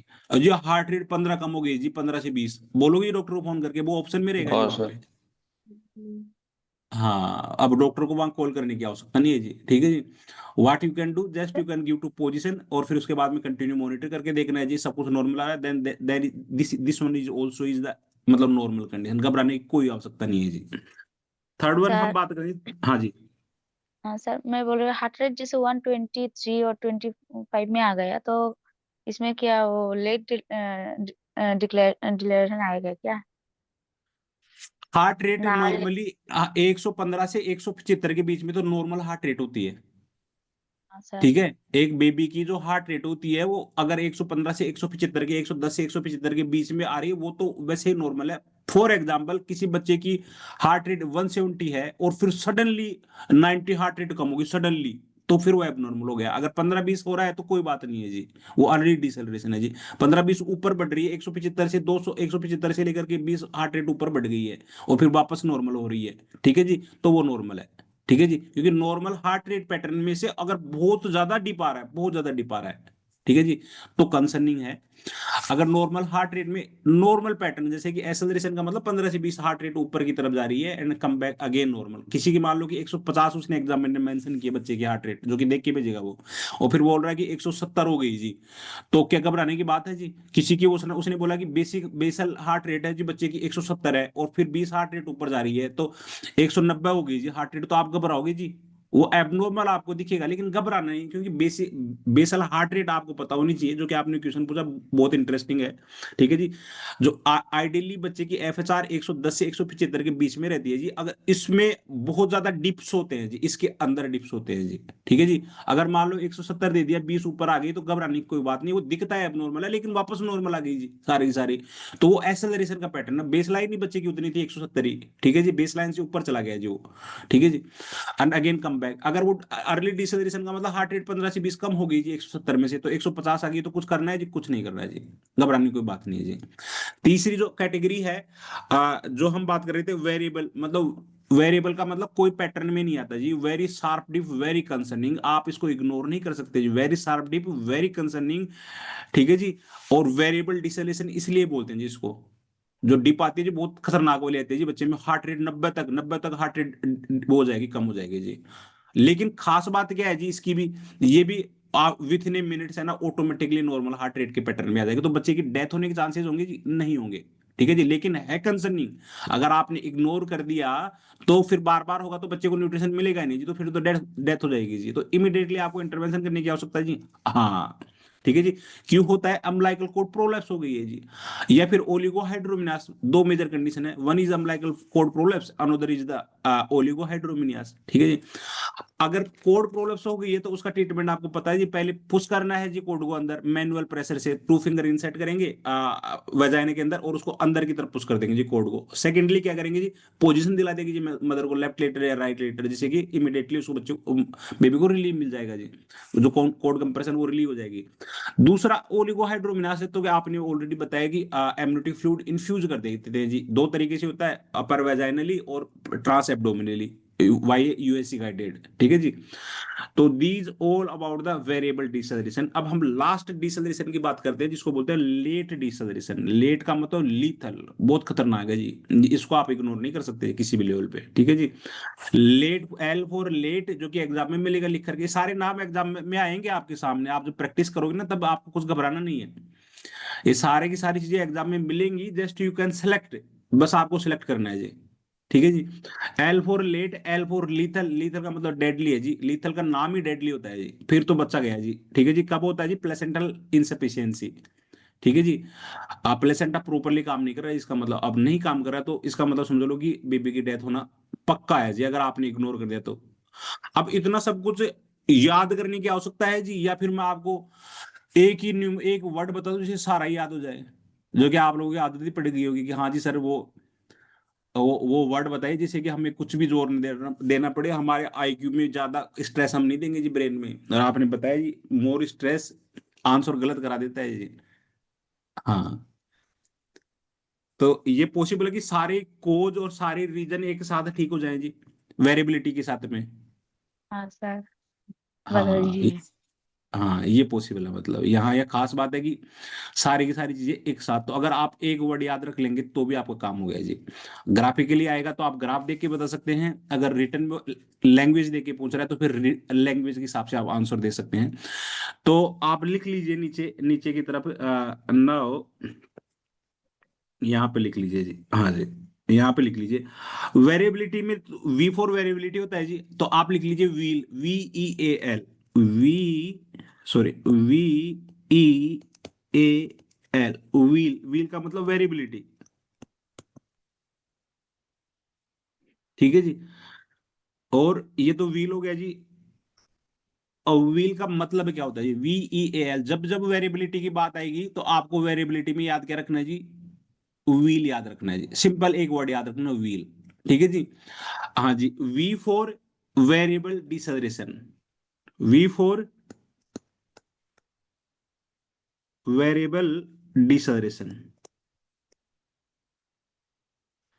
ई for early deceleration, E for early डिसरेशन।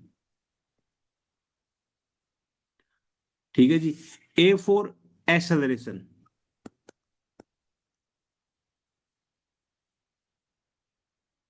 Acceleration. और एल फॉर लेट डिसलेरेशन।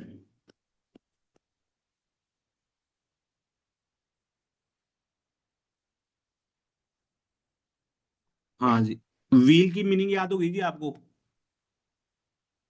हाँ, अब इसका आंसर भी लिख लीजिए। ये तो एग्जामिनर देके भेजेगा व्हील, तो आपके पास में कंडीशन तो देके भेजेगा जी। अब आपको क्या करना है जी? फिट करना उसके सामने कि क्या कारण है जी, कोज पूछता है तो आप उसको व्हील चोप याद रखना है जी। आगे यहां लिख लो जी चोप, CHOP, व्हील चोप तो याद रहेगा आपको, व्हील चोप। हाँ जी। तो चोप का मतलब रीजन, यहां लिख लीजिए रीजन, किस कारण से ऐसा होता है जी बच्चे के साथ में। ठीक है जी। तो यहां लिख लीजिए इसी के जस्ट सामने CHOP, ये कंडीशन है और ये कंडीशन के सामने की कंडीशन रीजन है जी, चारों कंडीशन की। Wheel chop, wheel chop. ठीक है जी। C for code compression.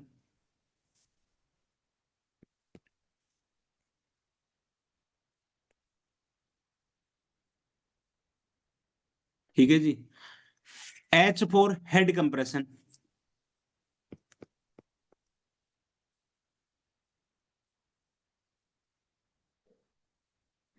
O for oxygen baby,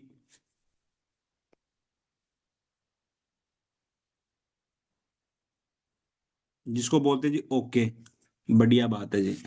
ठीक है जी। P for placental insufficiency.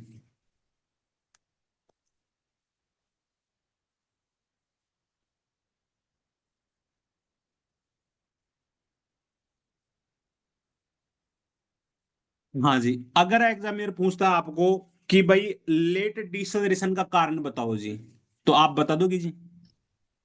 Wheel chop याद रहेगा कि नहीं आपको? वो कितना ही कुछ पूछे, एग्जाम में आपको दो वर्ड याद रखने हैं, wheel chop, wheel chop, wheel chop. ठीक है जी। वो एग्जामिनर आपको वहां दे के भेजेगा ऑलरेडी, या तो कारण दे के भेजेगा, जैसे कि उसने प्लेसेंटल इंसफिशियंसी दे दिया तो फिर उसका कारण वो पूछेगा भाई इसको कौन सा डिसलरेशन हो सकता है जी। अगर कारण उसने दे दिया तो वो पूछ सकता है जी अब डिसलरेशन कौन सा होगा, तो आप बता देंगे जी कौन सा होगा? Yes sir. Yes sir. हाँ बताइए जी अब। सेंट्रल इनसफिशिएंसी के लिए सर लेट डिसेलरेशन होगा। डिसलरेशन जी, वेरी गुड वेरी गुड। ठीक है जी। वो कैसे भी घुमा ले आपका आंसर सही होना चाहिए जी। आपको दो वर्ड याद रखने हैं जी। जब जब वेरिएबिलिटी की बात आएगी, जब जब वेरिएबिलिटी की बात करेगा तो आपको दो मीनिंग्स बस याद रखनी है, कुछ भी याद नहीं रखना है जी। One is the wheel, another is the chop. खत्म कहानी जी।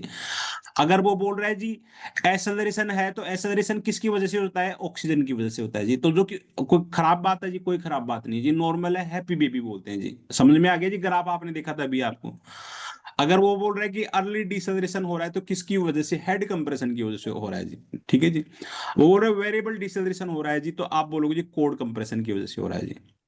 V for variable, V for very sharp, V for very sharp वो कंसर्निंग। ठीक है जी।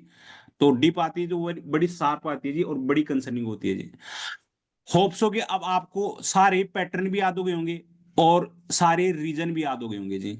अब किसी को कोई डाउट है तो पूछ लीजिए, नहीं फिर मैं अब आगे पैटर्न दिखा करके फिर मैं आपसे पूछूंगा जी। वेरिएबल डिसेलेशन का मतलब कोड कंप्रेशन, या फिर हम बोले कोड कंप्रेशन की वजह से अगर पैटर्न बनेगा ग्राफिकली तो वेरिएबल डिसेलेशन बनेगा जी। अर्ली डिसेलेशन का मतलब हेड कंप्रेशन, या हेड कंप्रेशन की वजह से अगर कुछ बन रहा है तो अर्ली डिसेलेशन। ठीक है जी। अगर हम बोले एसेलरेशन मतलब ऑक्सीजन की कमी से बेबी को जब यूट्रस में कॉन्ट्रैक्शंस आते हैं तो थोड़ी यूटिलाइज हो जाती है ऑक्सीजन, तो उसकी वजह से मोर ऑक्सीजन चाहिए, तो बेबी भी उसके साथ में रिएक्ट करता है, तो लेकिन ये नॉर्मल पैटर्न है जी। ठीक है जी। और लेट डिसेलरेशन मतलब प्लेसेंटल इनसफिशियंसी हो गई है जी। तो have you remember these words wheels of? हाँ सर।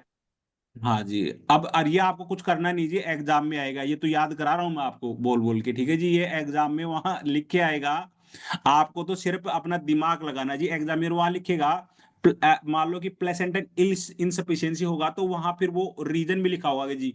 ठीक है जी। लेट डिसेलरेशन भी वहां नीचे ऑप्शन में होगा जी। ठीक है जी। अब आपको करना क्या है बस, just you can apply the trick and you can get the answer, जो कि पूरे नर्सिंग में से है जी, पूरे नर्सिंग में। इसको बोलते हैं smart study rather than the, ये दुनिया भर के नोट्स फोर्ड्स और पता नहीं क्या क्या पढ़ते हैं जी।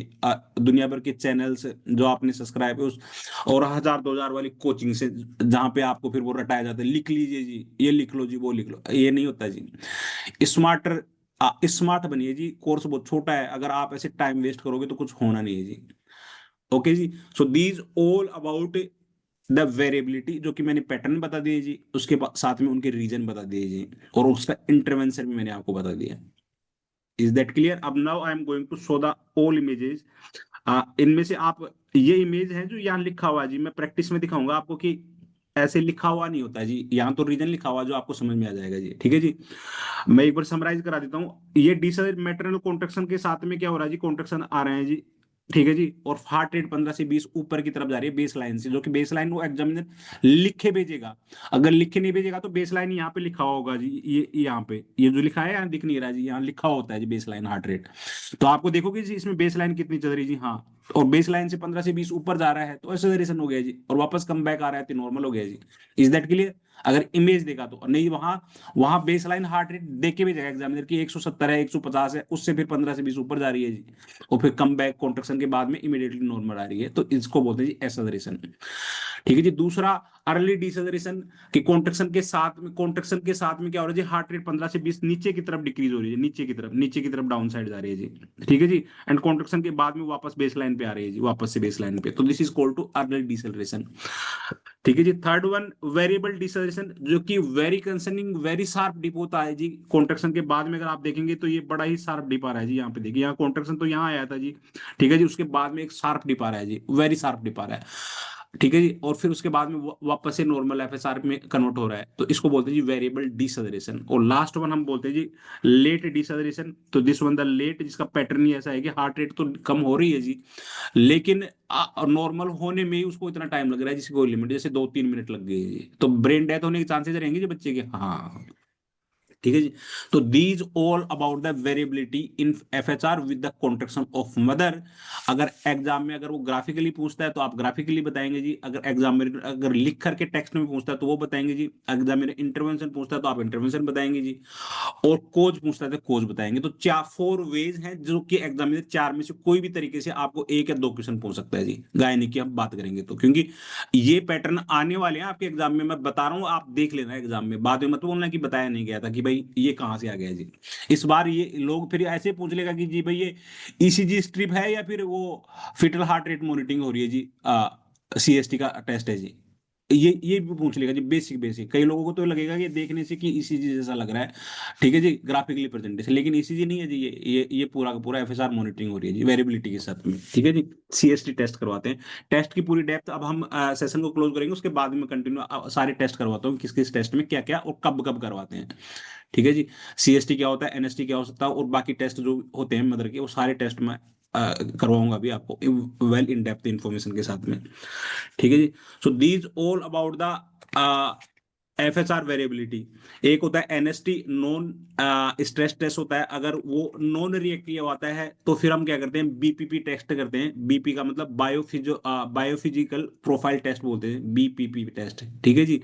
अगर वो भी एबनॉर्मल आता है, एक्चुअल में अगर नॉर्मल है तो हम लोइन प्रिंसिपल फॉलो करते हैं। अगर एबनॉर्मल, लोइन प्रिंसिपल मैंने बताया कि सिर्फ 2 कंडीशन पूरे ओबीजी को छोड़ करके 18 कंडीशन में लोइन प्रिंसिपल चलता है जी, ठीक है जी। उसकी पूरी मैं आपको लिखा चुका हूँ।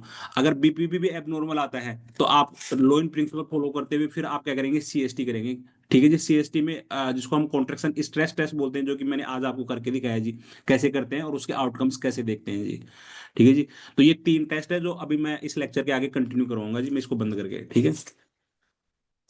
आप तो किसी को doubt then you can ask me the question, otherwise मैं अच्छा आपको कुछ और पैटर्न शो करता हूँ, then you can identify, just give me, लेकिन वो मेरी फाइल में पड़े हैं जी, एक मिनट में देखता हूँ, अगर अभी मिल गया तो मैं आपको दिखाता हूँ, जिसको देखते ही आपको आंसर पता लगेगा जी। और कैसे कैसे एग्जामिनर पूछता है कि वो भी मैं आपको दिखाता हूँ, just give me couple of second. Education hub में चलते हैं जी सबसे पहले। अ,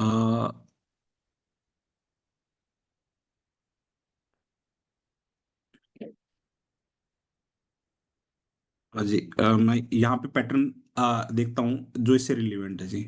ये सब ऑथेंटिकेट मटेरियल है जी, जिसको एक्सेस करने की मतलब फटने की आवश्यकता है, अदरवाइज जो कि मैं लिखा रहा हूँ जी, आपको तो कोई दिक्कत नहीं है। बाकी बच्चे दिन रात लगे पड़े हैं ना, जो बच्चों के साथ में ट्रेजेडी हो रही है जी।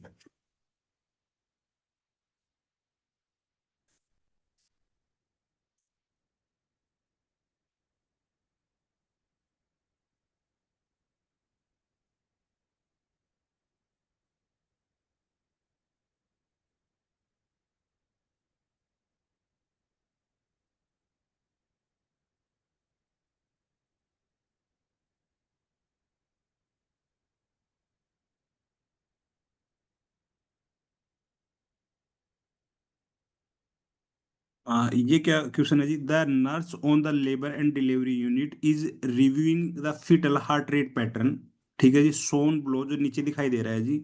The nurse should recognise that the fetal heart rate variability, जो कि इस पैटर्न को देख करके आपको क्या लगता है जी, ये मैटरनल कॉन्ट्रैक्शन सारा है, ठीक है जी। There is a certain way जो कि बहुत ज्यादा घुमा के पूछता है एग्जामिनर, ठीक है जी, तब की बात है जी ये।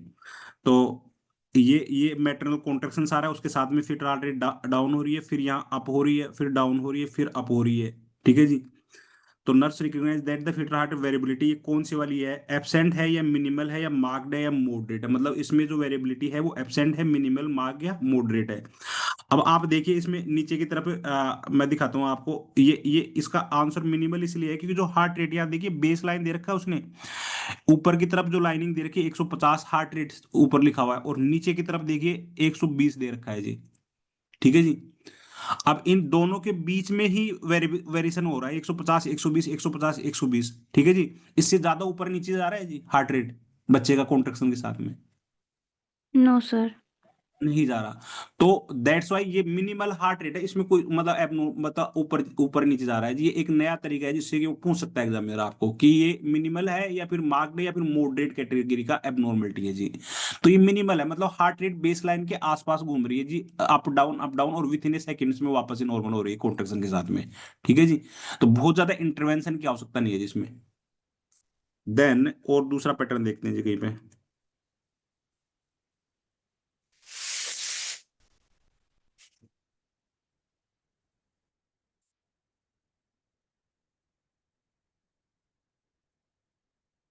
हाँ, ये अर्ली डिसलरेशन का ग्राफ ऐसा आएगा जी एग्जाम में आपको, ये देखिए जी, अर्ली अर्ली डिसलरेशन का ग्राफ है जी। ठीक है जी। ये मैटरनल हार्ट रेट वो कॉन्ट्रेक्शन ऊपर की तरफ जा रहे हैं, और ये बेसलाइन हार्ट रेट है जी इसकी मदर की, 150 बेसलाइन हार्ट रेट है। अगर आप इस ग्राफ को देखोगे तो 150 देख रखा जी इसने आगे, ये जो माउस का क्रसर देखिए आप, 150 तो इसकी बेसलाइन हार्ट रेट है जी। ठीक है जी। अब क्या हो रहा है जी, यहाँ देखिए, जैसे ही नीचे की तरफ इसको जब शार्प डिप नीचे की तरफ जाता है तो इसको नेडियर बोलते हैं जी, नेडियर। मतलब ये इन डेप्थ इन्फॉर्मेशन है, बहुत ज्यादा इनकी आपको आवश्यकता नहीं है जी। ठीक है। जब नीचे की तरफ हार्ट रेट जाती है, शार्प डिप जाती है, तो 150 से आप देखिए जी 120 तक आ गया है जी। तो 30 हार्ट रेट के आसपास है जी। ये 30 हार्ट रेट कम हुई है बच्चे की। तो 15 से 20 और 30 तक हो रही है, तो मतलब बहुत ज्यादा मतलब घबराने की आवश्यकता नहीं है जी। ठीक है जी। ये क्यों हो रहा है? हेड कंप्रेशन की वजह से हो रहा है जी। ठीक है जी। आप क्या करोगे जी, पोजीशन दिला दोगे जी मदर को, बस बात खत्म। लो इन प्रिंसिपल फॉलो करेंगे जी। ठीक है जी। और फिर वापस फ्यू सेकंड के बाद में वो रिकवरी हो रही है जी, वापस नॉर्मल एफएसआर आ रहा है जी, पैटर्न उसका। फिर अगेन गोइंग अगेन नॉर्मल चल रहा है जी, अगेन शार्प मतलब कॉन्ट्रेक्शन आया, कॉन्ट्रेक्शन के बाद में एक डिप आया जी। अगेन 100 मतलब 150 में से 130 के आसपास जा रही है जी हार्ट रेट डाउन साइड में। ठीक है जी। And again come back in normal. ठीक है जी। इसकी बेसलाइन हार्ट रेट यहाँ लिखी हुई है, स्ट्रिप में लिखी हुई है ये देखो 145 है जी इसकी बेसलाइन हार्ट रेट। ये 145 उसने एग्जामिनर ने लिख के भेजेगा जी आपके लिए। ठीक है जी। Just you can see them. और फिर उसमें 15 से 20 हार्ट रेट 25 हार्ट रेट कम हो रही है विद इन ए सेकेंड्स, अगर वो नॉर्मल हो रही है तो फिर वो नॉर्मल बात है जी, कोई घबराने की कोई बात नहीं है। ठीक है जी। तो दूसरा पैटर्न समझ में आ गया जी। ये ग्राफ ऐसा मिलेगा जी आपको एग्जाम में, ये लिखा हुआ नहीं, लिखा हुआ नहीं मिलेगा, लेकिन पैटर्न मिलेगा आपको ऐसा। ये जो काउंटिंग है ना हार्ट रेट है, सारे के सारे विजिबल होंगे वहां पे। उसमें ये भी लिखा होगा कि बेस लाइन हार्ट रेट इतनी है, अब इतनी आ रही है जी। तो अर्ली डिसलेशन किसकी वजह से? हेड कंप्रेशन की वजह से हो रहा है। और फ्यू सेकंड में क्या होता है जी, हार्ट रेट नॉर्मल आ रही है, तो कंडीशन ठीक है जी, बहुत ज्यादा घबराने की नहीं है। वेरिएबल डिसलेशन होगा तब हम घबराएंगे जी। Then we can see another pattern anywhere. ये मैंने आपको पढ़ा दिया शोल्डर डिस्टोसिया, ये इमेज है जी शोल्डर डिस्टोसिया की। ठीक है जी। हाँ, बेबी का हेड तो बाहर निकल जाता है जी क्राउनिंग से। ठीक है जी। लेकिन हेड जब बेबी ओवरवेट होता है, कब होता है ओवरवेट? जैसे कि डायबिटिक मदर में होता है जी, मैक्रोसोमिया, हेड की साइज और बॉडी वेट ज्यादा, 4 किलो का बेबी हो गया जी। तो अब ये वे जो रास्ता है उसमें इतना स्पेस नहीं होता कि बेबी निकल पाए, तो हेड आकर के स्टक हो जाता है जी यहाँ पे बोन के अंदर। ठीक है जी। तो इसमें इसमें जो आरएन के इंटरवेंशन होते हैं ना, डिलीवरी तो करवाते करवाते, इसके बाद में आरएन के इंटरवेंशन बहुत तगड़े वाले हैं जी। हेड अगर शोल्डर डिस्टोसिया हो गया तो आपको नर्व इंजरी असेस करनी पड़ेगी जी बच्चे की, जो कि मैं आगे करवाऊंगा जी सारे, कितने प्रकार की नर्व इंजरीज होती हैं जो इस प्रकार की डिलीवरी होती है। तो और बिकम ए आरएन है जो वो आइडेंटिफाई करेगी कि हाँ ये शोल्डर डिस्टोसिया है, तो ये चीजें बच्चे में असेस करनी है। अगर ये करवा क्लेविकल बोन फ्रैक्चर होगी कि नहीं होगी जी इसकी बच्चे की, अगर पकड़ करके हम इसको बच्चे को डिलीवरी करवाएंगे फोर्सफुली। हाँ, हाँ नर्व सर। डैमेज होंगी कि नहीं यहाँ की? पक्का डैमेज हो जाएंगे जी। हाँ तो sir. After the delivery become a RN आपका काम है कि नहीं, जो नर्व जो आरएन का काम है जी, नर्व असेसमेंट की, हाँ बच्चे में कौन कौन से नर्व डैमेज हो सकते हैं जी, यहाँ पे बहुत से काम है जी, बिकम ए आरएन मतलब। ठीक है जी। तो वो मैं आपको आगे कराऊंगा जी, उसको शोल्डर डिस्टोसिया को मैं पूरा वो करूंगा जी।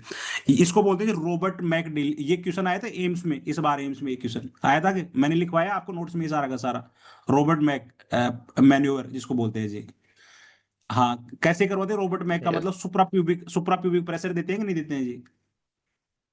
लिखवा रखा है कि नहीं लिखवा सर। रखा जी आप लोगों हाँ को? हाँ सर। और मैंने क्या बताया था, और क्या बताया था रॉबर्ट मैक प्रेशर इसमें क्या होता है जी? भाई इसमें मदर की लेग को थाइज एक्सेल होती है, करके। हाँ मदर की थाइज कहाँ होती है? टमी के पास होती हैं, टमी के पास में, बिल्कुल बिल्कुल टमी के पास में। ठीक है जी। और फिर सुप्रा प्यूबिक प्रेशर प्रेशर लगा करके बेबी की डिलीवरी करवाते हैं जी। अब हम ये सब एपिजोटोमी है जी। इसकी हम बाद में बात करेंगे जी। ये सब रिफ्लेक्सेस है। Now we are going for the specific point of view. अगर कोई और इमेज मिलती है तो हम उस पे काम करते हैं जी। हाँ, ये वाली हम बार बार बात करते हैं जी, एब्रीफिशियल प्लेसेंटा। मैंने लिखवा दिया सारा कारण, इसको देख के पता लग रहा है कि ब्लीडिंग कैसे होगी, ब्राइट रेड कलर की होगी या डार्क रेड कलर की होगी जी। Dark red colour. Dark dark red क्यों? क्योंकि ये प्लेसेंटा है, ये देखो ये प्लेसेंटा है, प्लेसेंटा के बीच ये यूट्रस है, ये यहाँ चिपका हुआ रहना चाहिए था। अब ये क्या हो गया जी, हट गया और कुछ ब्लीडिंग यहीं पे एक्युमुलेट हो गई जी। अब वो धीरे धीरे धीरे धीरे टाइम लेकर के और धीरे धीरे धीरे धीरे बाहर निकलेगी जी। तो डार्क रेड ब्लड मिलेगा कि नहीं मिलेगा?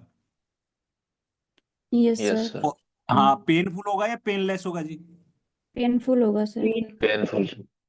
प्लेसेंटा प्रीविया और प्लेसेंटा एब्रोफिशियल प्लेसेंटा में क्या डिफरेंस था प्लेसेंटा प्रीविया में? प्लेसेंटा प्रीविया में sir placenta previa painless vaginal bleeding होती है सर, और bright red colour fresh blood होता है प्रीविया में। बहुत बढ़िया है जी, बहुत बढ़िया। अब ना वो आगे चलते हैं जी, देखते हैं कोई और इमेज। ये खाने की टेबल बना के दे दी जाए आपको, फोटो भेज दो कि जी हमें क्या खाना है जी, खाने पीने का जुगाड़ ड्यूरिंग द प्रेगनेंसी।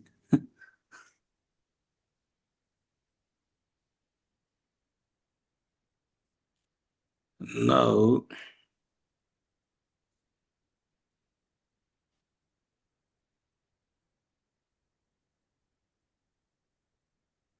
मैं सोच रहा हूँ कि कुछ एक दो पैटर्न और मिल जाते हैं तो आपको मैं दिखा देता, जिससे कि मोर पिक्चर क्लियर हो जाती है आपको, क्योंकि अब प्रैक्टिस की आवश्यकता है। आपको पता चल गया है कि कैसे आपको एनालिसिस करना है। एक बार आपको खुद को रीड आउट करनी पड़ेगी जी। हाँ, ये तो ड्राइविंग करेंगे तो कैसे मदर बैठेगी उसका वो है जी गाड़ी में। ये आपने ये फंडल हाइट वाला मेजरमेंट तो आपने सीख लिया। एफएसएस मतलब फंडल हाइट मेजरिंग कब करते हैं जी, और किस किस ड्यूरेशन में करते हैं, ये लेक्चर तो हो गया ना आप लोगों का? Yes sir. हाँ, 12 वीक पे सिंपाइसिस पीबी से जो पीबी का एरिया है ना उसमें मिलेगा जी यूट्रस। आप पाल्पेट नहीं कर सकते 12 वीक तक, ठीक है जी। अगर 24 वीक पे एट अम्बलाइकल बोला था मैंने, 24 वीक पे सम इंडियन सिनेरियो में, हाँ जी 24 वीक में एट अम्बलाइकल के ऊपर, ठीक है जी। उसके 1/3 नीचे 20 वीक पे मिलेगा जी, 1/3 नीचे की तरफ। हाँ, और 12 वीक से और 16 इन दोनों के बीच में हाफ, मतलब अम्बलाइकल और सिंपाइसिस पीबी के हाफ में कब मिलेगा? 16 वीक में मिलेगा जी, ये 16 वीक में। हाँ जी, 24 वीक के बाद में 28 वीक 1/3 ऊपर की तरफ मिलेगा जी। हाँ, फंडालाइट। और 28 वीक के बाद में हम अगर 32 वीक की बात करें तो ये जो जीफोइड प्रोसेस है, ये टॉप पोजीशन है जी। ये यहाँ वाली जो 40 वीक वाली है, 36 से 40, देखो 36 वीक पे सबसे ऊपर हाइट पे है जी यूट्रस। 36 वीक पे टॉप पे रहता है, जिसमें से कि मदर को रेस्पिरेटरी प्रॉब्लम होना, ब्रीथिंग प्रॉब्लम होना स्टार्ट हो जाती है, क्योंकि डायफ्रागमेटिक जो एरिया है उसको यूट्रस क्या करता है, सप्रेस करना शुरू कर दिया, जगह नहीं मिलती जी।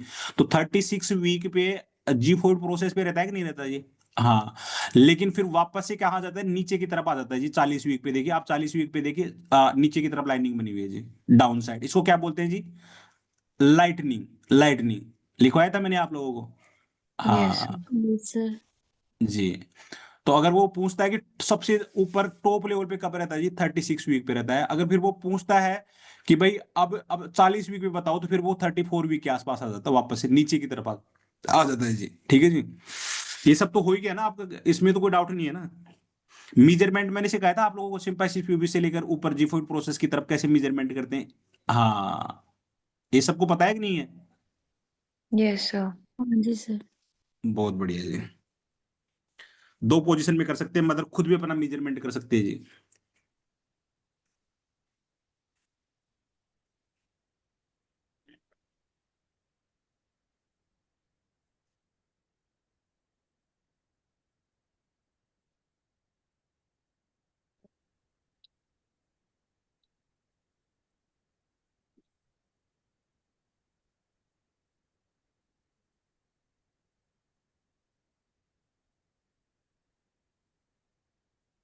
ये को बताता हूँ जी मैं आज आपको। जो mothers during the pregnancy liquor मतलब अल्कोहल या वाइन या बियर्स इनका सब सेवन करती हैं, तो उनके बेबीज में क्या हो सकता है जी, बेबीज के अंदर मतलब जैसे कि डायबिटिक मदर में बताया जी, हेड साइज बड़ा हो सकता है, बेबी बड़ी साइज का हो सकता है जी, मैक्रोसोमिया बोलते हैं इसको, बेबी वेट ज्यादा हो सकता है जी, ठीक है जी। ऐसे ही अगर कोई मदर ड्रिंकिंग करती है तो उसके बेबी में क्या क्या चेंजेस आ सकते हैं जी, जो आपको आइडेंटिफाई करनी है जी। माइक्रोसिपेली मिलेगा जी, माइक्रोसिपेली हेड का साइज थोड़ा कम मिलेगा जी। शॉर्ट पाल्पेबल फिशर्स मिलेंगे जी, यहाँ पे जो आईज है ना, आईज के नीचे छोटे छोटे फिशर बने हुए होंगे यहाँ पे आईज के ऊपर, ठीक है जी। ये उस बच्चे में ऐसा उसका फेस देखते मतलब अगर मान लो ये इमेज देके पूछता है ना, तो आपको पता लग जाना चाहिए कि ये फीटल एल्कोहल सिंड्रोम है, जो कि मदर ने ड्रिंकिंग की थी जी ड्यूरिंग द प्रेगनेंसी। हाँ, ठीक है जी।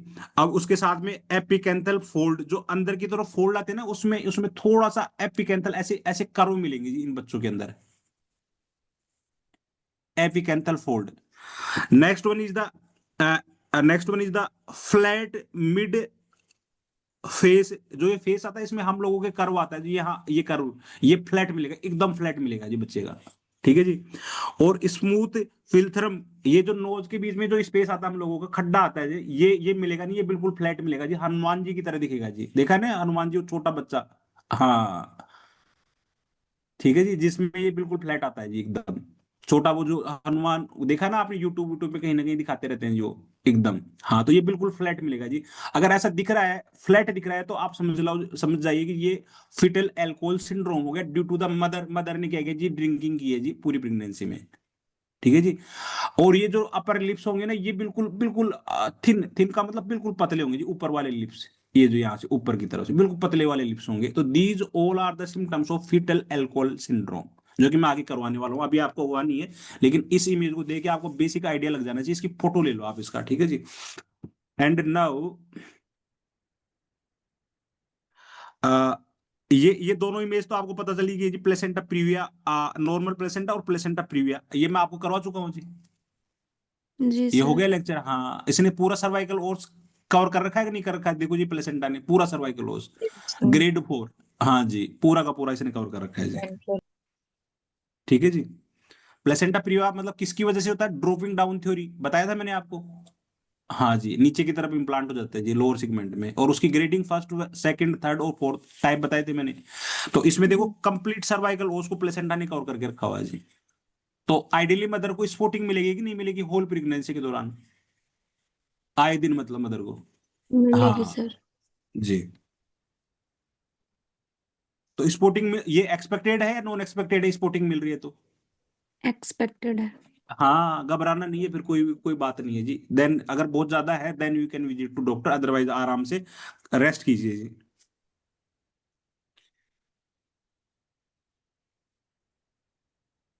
ये अभी आपके होने बाकी हैं जी, डिसऑर्डर से सारे के सारे। मेरे पास और पिक्चर्स होंगी, मिल नहीं रही कहाँ है।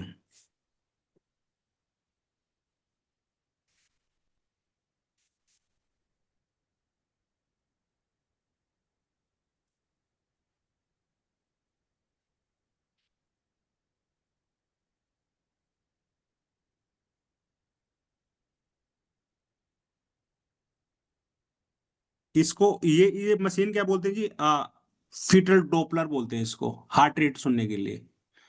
दो प्रकार से हार्ट रेट हम चेक करते हैं जी बच्चे की, एक तो ट्रांसवेजाइनल, ये डॉपलर होता है जो ये डॉक्टर के हाथ में जी, ये इस पे क्या करते हैं, इस पे जेली लगा करके और स्टराइज ग्लव्स पहना देते हैं इसके ऊपर पे, ठीक है जी। और फिर वेजाइना के अंदर इसको इंसर्ट करते हैं, फिर ट्रांसवेजाइनली हम क्या करते हैं, चेक कर लेते हैं फीटल हार्ट रेट इस डॉपलर की हेल्प से। और ये मशीन हाथ में लेके रखी है डॉक्टर साहब ने, है ना, इस पे हार्ट रेट आती रहती है जी। और दूसरा ट्रांस एब्डोमिनली, तो कुछ कंडीशंस मैंने लिखवाई हैं आपको कि भाई transvaginally no, no PV, no no no, लिखवाई हैं कि नहीं लिखवाई हैं, उसमें हाँ करेंगे सर। जी ये। हाँ जी, कौन सी कंडीशन थी जिसमें ट्रांस वेजाइनली कुछ नहीं कर सकते जी। हाँ जी सर, ये तो क्रिटिकल क्वेश्चन पूछ लियो sir. Placenta sir previa. Placenta previa मिलेगा। हाँ हाँ जी, बहुत बढ़िया जी। पक्का तुम उस सीट लेके जाओगे इस बार, मुझे लग रहा है जी, छोड़ोगे नहीं, ठीक है जी। तो ये ट्रांस एब्डोमिनली है जी, ठीक है जी। और ये यूएसजी हो रहा है ट्रांस एब्डोमिनली, ट्रांस एब्डो वेजाइनल भी यूएसजी होता है, जिसमें कि पार्ट वार्ट देखते हैं जी बच्चे का, प्रेजेंटिंग पार्ट रही है, ठीक है जी। तो देन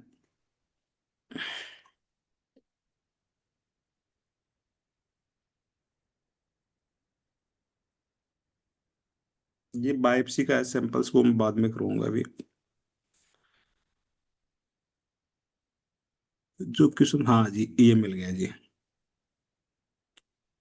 हाँ जी, ये पैटर्न देखिए जी यहाँ पे। क्वेश्चन है, the nurse assessing a client, ये इसकी वैल्यूज अच्छा यही मिलेंगे। The nurse assessing a client at 37 weeks gestation who has influenza, उसको मदर को क्या इन्फ्लुएंजा हो रखा है जी। Which of the following finding would be essential follow up, मतलब फाइंडिंग एसेंशियल है, जरूरी है फॉलो अप में। क्लिक, मतलब ये कार्ड है जो यहाँ पे, ये एग्जिबिट का मतलब ये कार्ड मैंने यहाँ लगा दिया जी अब, ठीक है जी। बाद में क्लिक द एडिशनल इन्फॉर्मेशन, अब इसको देख के आप क्या करेंगे जी, ठीक है जी। इस कार्ड को देख के बताना है जी, कहने का मतलब। अब ये कार्ड है, इसमें ये बेसिक बेसल हार्ट रेट इसने 180 लिखा हुआ है जी बच्चे के, 180 बेसल हार्ट रेट लिखी हुई है जी बच्चे की, ठीक है जी। और कॉन्ट्रेक्शन के बाद में ये थोड़ी सी हार्ट रेट कितनी तक जा रही है जी, एक्सेलरेशन प्रेजेंट है थोड़ा सा ऊपर, 180 से 190 और 200 तक जा रही है जी। 20 हार्ट रेट ऊपर जा रही है, तो 20 हार्ट रेट नॉर्मल है कि नहीं है जी। Yes sir. हाँ जी, ठीक है जी। तो और फिर उसके बाद में सेम कॉन्ट्रेक्शन, कॉन्ट्रेक्शन के बाद की ये पैटर्न बना हुआ है जी। सो दिस इज द, ये पैटर्न जो एक्सेलरेशन का है जी, अगर हार्ट रेट नीचे की तरफ डाउन होती है वो डिसेलरेशन का पैटर्न होता है जी, कहने का मतलब, ठीक है जी। और 3-4 क्वेश्चंस मैंने सेट किए थे पूरी तरीके से। ये पैड वाला जो आपने, ये तो ऑलरेडी हो ही गया है जी। मैंने बताया था फुली हाँ सर। सैचुरेटेड पैड, हाँ फुली सैचुरेटेड पैड जिसको हम हैवी ब्लीडिंग, मतलब 1 घंटे में मोर देन 1 आवर में एक पैड सैचुरेटेड होना चाहिए, लेकिन अगर हावर के हिसाब से कम में हो रहा है जी, या 1 घंटे में ज्यादा पैड सैचुरेटेड हो रहे हैं, या फुली सैचुरेटेड मतलब हैवी ब्लीडिंग, मतलब ऐसे पैड फिलअप है, तो ये हैवी ब्लीडिंग को इंडिकेट करता है जी। सैचुरेटेड इन ए हावर, 1 घंटे में अगर सैचुरेटेड होगा तो ये पीपीएच को इंडिकेट करता है कि नहीं करता। हाँ जी। हाँ सर। मॉडरेट, हाँ मॉडरेट मतलब इस प्रकार का सैचुरेटेड हो सकता है जी। लाइट मतलब ऐसी हो सकता है, और स्कैन मतलब बहुत कम ब्लड हो सकता है जी, ठीक है जी। तो अगर एग्जामिनर पूछ रहा है कि फुली सैचुरेटेड अगर 1 घंटे में मोर देन वन वन और मोर देन वन हो रहा है, तो ये पीपीएच को इंडिकेट करता है जी, कहने का मतलब, ठीक है जी। ये डीआईसी आपका हुआ नहीं, वेरी डेंजर कंडीशन है, मैं इसको आपको करवाऊंगा जी। डीआईसी की हमने कुछ बात की थी, बहुत ज्यादा अभी करवाया नहीं, तो अभी ज्यादा डेप्थ में जाने की आवश्यकता नहीं है। फंडल मसाज कैसे करते हैं यूट्रस की, हाँ फंडल मसाज। तो ये दोनों हैंड से जो बिकम आरएन या फिर जो डॉक्टर होगा वो यूट्रस के दोनों फंडस वाले पार्ट को दोनों हैंड की हेल्प से हाथ में लेकर के स्लाइडिंग रोटेट में बहुत स्लोली स्लो मोशन के अंदर इसको मसाज करते हैं जी। तो जो एटोनी ऑफ यूट्रस है वो ठीक होने लगता है जी।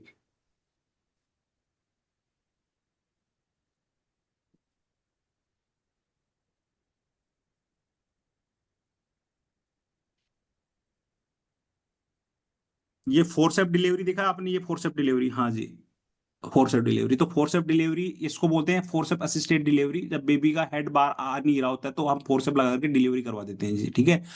लेकिन उसके बाद में इसके जो कॉम्प्लिकेशंस होते हैं वो सारे के सारे आरएन को असेस करने होते हैं जी, तो मैं आगे लिखवाऊंगा इसके सारे कॉम्प्लिकेशंस आपको, अभी आपका हुआ नहीं है जी। ये देख रहे हो जी, ये इमेज देखे एग्जामिनर ऐसे भी दे सकता है जी आपको। ये मदर है जी, और अब इसका यूट्रस आप देखिए जी साइड में जा रहा है जी, राइट डेविटेड फंडस है, राइट डेविटेड, तो पीपीएच को इंडिकेट करता है कि नहीं करता, मैंने लिखवाया कि नहीं आप लोगों को, ये बताओ। हाँ, क्योंकि ब्लैडर इसका पूरी तरीके से भरा हुआ है, तो कॉन्ट्रेक्शन आ ही नहीं पा रही जी मदर की यूट्रस में, तो कॉन्ट्रेक्शन नहीं आएंगे तो यूट्रस नॉर्मल शेप में आएगा, नहीं आएगा, हम्म, ठीक है जी। तो उसकी वजह से अगर यूरिनरी ब्लैडर फुल है, डिस्टेंडेड है, तो पीपीएच हो सकता है जी, पीपीएच के लिए हेल्पफुल है वो रिस्क कैटेगरी में, हाँ क्योंकि यूरिनरी ब्लैडर खाली होना चाहिए मदर का, अगर खाली नहीं है तो डाउन साइड में फिर वो यूट्रस को कॉन्ट्रैक्ट होने की जगह ही नहीं मिलेगी जी। तो मदर अब बिकम आ रहा ना, आप क्या करोगे जी, यूरिन को क्या कराओगे जी, कैथेटर डाल के, टेम्परेरी कैथेटर डाल के उसको पास आउट कराओगे जी मदर से, ठीक है जी। हाँ, और यूट्रस कैसा होगा जी नीचे उसमें अगर पीपीएच होगा तो, सॉफ्ट वो सॉफ्ट बोगी हाँ होती है। सॉफ्ट और बॉगी होगा, और नॉर्मली होगा तो हार्ड हार्ड वाला होगा जी, हार्ड एंड फ्रीम होगा जी। Hard and firm. ये प्लेसेंटा की डिलीवरी है जी, कंट्रोल कोड ट्रैक्शन के द्वारा प्लेसेंटा डिलीवरी, ठीक है जी। आइडियली हम 10 से 30 मिनट तक वेट करते हैं, सब कुछ लिखवा दिया मैंने आपको। हाँ, अगर कोई प्लेसेंटा को पकड़ के खींच रहा है जी, तो नीचे देखिए दूसरी ये जो यूट्रस भी बाहर आ रहा है, प्रोलैप्स होने के चांसेस है, इन्वर्जन ऑफ यूट्रस बोलते हैं इसको, नीचे की तरफ पूरा यूट्रस आ रहा है जी। ठीक है जी। और पूरा का पूरा यूट्रस देखो, ये ग्रेडिंग है जी, ग्रेड 1 2 3 जो मैं आगे लिखूंगा आपको, इन्वर्जन ऑफ यूट्रस की, पूरा यूट्रस बाहर आ गया जी। ठीक है जी। हाँ जी। एंड ये अनएजुकेटेड लोग होते हैं, और बिकम कोई आरएनबी ऐसी बैठ गई जिसको लगा दिया जी नौकरी में, जिसको नॉलेज नहीं है, तो फिर वो जाकर के ये काम करती है जी। दैट्स वाई ये बहुत बेसिक बेसिक चीजें हैं जी, जो छोटी छोटी है, और बिकम ए आरएनए पता होनी चाहिए जी, क्या हो रहा है जी, कैसे मैनेज करेंगे। ये सारा ये तो मैंने लिखवाया है आपको, इसकी और इन्फॉर्मेशन आगे मैं डेप्थ लेक्चर होगा उसमें लिखवाऊंगी जी, पूरी डिटेल इसकी। आ, ये अभी आपका हुआ नहीं लेक्चर, ये जब होगा तो मैं बताऊंगा जी कैसे कैसे ये मेस्टाइटिस होता है, लैक्टेस्टल मेस्टाइटिस, और हाउ टू मदर को ठीक कैसे किया जा सकता है, और क्या क्या इंटरवेंशन है बिकम आरएन आपको पता होना चाहिए।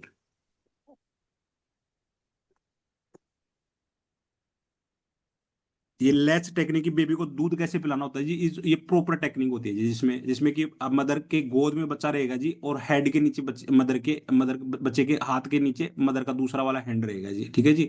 और अब जब हम अब ब्रिस्ट से अगर बच्चे को दूर करते हैं, तो मदर 2 फिंगर बच्चे के मुंह में एंटर करते, फिंगर एंटर करते, माउथ की ओपनिंग करते, फिर उसके बाद में ब्रिस्ट से दूर करते हैं जी, जिससे कि क्रैक्ड निपल जो होती है ना, उससे प्रिवेंट करने के लिए। अदरवाइज कई बार क्या होता है जी, पस फॉर्मेशन तक हो जाता है, और उसकी वजह से फिर सेकेंडरी जाकर के मैस्टाइटिस होने लगता है जी मदर को। ये टेक्निक है जी दूध पिलाने की बच्चे को। ब्रिस्ट विंग पोजीशन, अगर आप क्रेडल मतलब बैठ करके पिला रहे हैं किसी टेबल वेबल पे, तो इस प्रकार से ब्रिस्ट फीड हो सकता है जी। एंड क्रॉस क्रेडल, तो ये टेक्निक है जी। And last one is the foot hold, अगर होल्ड करके, तो आप ऐसे बेबी के हेड के नीचे वो लगा करके, हाथ लगा करके, देन और स्लीपिंग पोजीशन लाइंग डाउन, तो इस पोजीशन में दूध पिलाते हैं जी। बट लाइंग डाउन पोजीशन के अपने ही रिस्क फैक्टर है, वो मैं आगे लिखाऊंगा, बहुत तगड़े वाले, जो बिकम आ रहे हैं आपको पता होनी चाहिए। तो बहुत ज्यादा सेफ पोजीशन नहीं आती जी लाइंग डाउन। अब चलो मैं इसको क्लोज करता हूँ, क्योंकि काफी वो है, फिर इसमें मैं इतना सब तो नहीं करा पाऊंगा। हाँ, ये एक पैटर्न देख लीजिए यहाँ पे, ये एक मिल गया जी, आप इसको पढ़िए इस क्वेश्चन को। The nurse is reviewing the fetal heart rate को मॉनिटर कर रही है जी, tracing client who are in labour, जो कि लेबर के लिए तैयार है जी client. The nurse should recognise that, इसको मैं थोड़ा एनलार्ज कर देता हूँ थोड़ा सा आपके लिए। ठीक है जी। हाँ जी।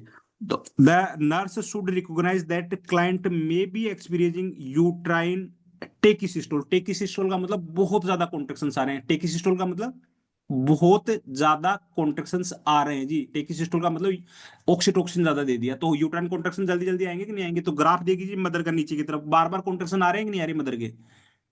टेकिसिस्टोल का मतलब बहुत ज्यादा यूट्राइन कॉन्ट्रैक्शंस आ रहे हैं जी। ठीक है जी। Thus recognize the client may be experience uterine tachycardia if contractions are, अब ये पूछ रहे हैं ड्यूरेशन, कॉन्ट्रेक्शन कितनी जल्दी जल्दी आ रहे हैं तब ऐसा हो रहा है जी। कॉन्ट्रेक्शन आइडियली आपको मैंने लेबर की ड्यूरेशन लिखवाई है जी। हाँ, लेटेंट, एक्टिव और ट्रांजिएंट, तो एवरी 3 to 5 मिनट में कॉन्ट्रेक्शन आते हैं कि नहीं आते हैं जी। यस हाँ, अगर यहाँ कॉन्ट्रेक्शन ये लिखा हुआ जी, 1 से 1.5 मिनट में कॉन्ट्रेक्शन आ रहे हैं जी, 1 से 1.5, आइडियली 2 से 5 मिनट होते हैं जी, समवेयर बुक्स में 3 से 5 मिनट लिखा होता है जी। ठीक है जी। तो अगर टेकिसिस्टोल का मतलब बहुत जल्दी जल्दी कॉन्ट्रैक्शंस आ रहे हैं, बहुत जल्दी जल्दी कॉन्ट्रैक्शंस आ रहे हैं, तो टेकिसिस्टोल हो गया जी। तो ये पैटर्न आप देखोगे यहाँ पे यूट्राइन कॉन्ट्रैक्शंस का। आ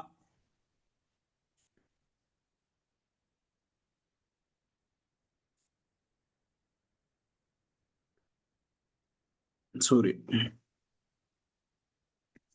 जो कॉन्ट्रैक्शन जो इसके आ रहे हैं एवरी 1.5 मिनट, अगर एग्जामिनर ऐसे देख के भेज रहा है कि कॉन्ट्रैक्शन जल्दी आ रही है, तो वो टेकिसिस्टोल हो गया जी। ठीक है जी। अगर जल्दी जल्दी कॉन्ट्रैक्शन आ रहे हैं, तो वो कब आएंगे, मतलब जल्दी, मतलब आइडियली आपको पता होना चाहिए कि 2 से 5 मिनट नॉर्मल होता है जी। ठीक है जी, आइडियली मतलब, ठीक है जी, आनी चाहिए मतलब। अगर इनमें से नहीं आ रहा, तो टेकिसिस्टोल कौन सा होगा जी, इनमें 4 ऑप्शन में से आपको आइडेंटिफाई करना है। हाँ, तो नीचे लिखा हुआ है, साफ साफ लिखा हुआ है जी। ठीक है जी। एक्चुअल में क्या है कि पूरा पेपर है ना, पूरा पेपर उसके साथ में आंसर देके भेजता है जी एग्जामिनर। ठीक है जी। बस डिपेंड करता है कि आपने स्टडी किस पैटर्न पे की है और प्रैक्टिस किस लेवल की है जी। अगर दोनों चीज बराबर हैं, स्टैंडर्ड मटेरियल से आपने प्रैक्टिस की है, तो कोई रोकने वाला नहीं है जी।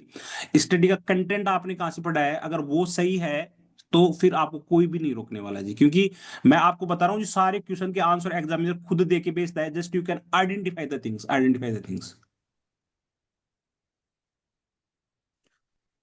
समवेयर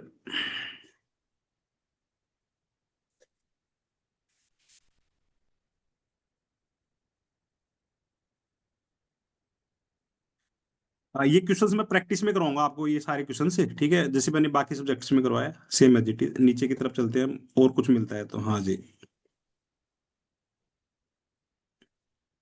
ये क्या चीज है, हाँ ये अनदर पैटर्न है जी। The nurse reviewing the external fetal heart and monitoring, tracing the client reviewing the and oxytocin infusion of labor augmentation, मतलब ऑक्सीटोक्सिन लगाया लेबर ऑगुमेंटेशन, मतलब डिलीवरी के लिए, ऑगुमेंट करने के लिए, ठीक है जी, इंडक्शन ऑफ लेबर भी बोल सकते हैं जी। The health care provider HCP ask the nurse increase the oxytocin, doctor बोल रहा है जी ऑक्सीटोक्सिन को बढ़ाओ जी, ठीक है जी। Which action by the nurse appropriate at the time, क्या करेगी जी नर्स का एक्शन क्या होगा जी एट द टाइम, और फिर उसने ये इमेज दे दी, ये देख करके फिर आप नर्स क्या करेंगे जी। तो इसमें क्या है, ऊपर वाला नहीं देखना जी, फिट हार्ट रेट तो ठीक ही आ रही है जी, बेस लाइन पे चल रही है बच्चे की फिट हार्ट रेट, तो बच्चे में तो कोई दिक्कत नहीं आ रही है, ठीक है जी। बेसिकली दिक्कत कहाँ हो रही है, यूट्राइन कॉन्ट्रैक्शन जल्दी जल्दी आ रहे हैं, जल्दी जल्दी कॉन्ट्रैक्शन आ रहे हैं, जबकि मैंने जो जितने ग्राफ दिखाए आज प्रैक्टिस में, उतने जल्दी ग्राफ में पैटर्न आ रहे हैं जी, कॉन्ट्रैक्शन नहीं आ रहे जी आइडियली, ठीक है जी।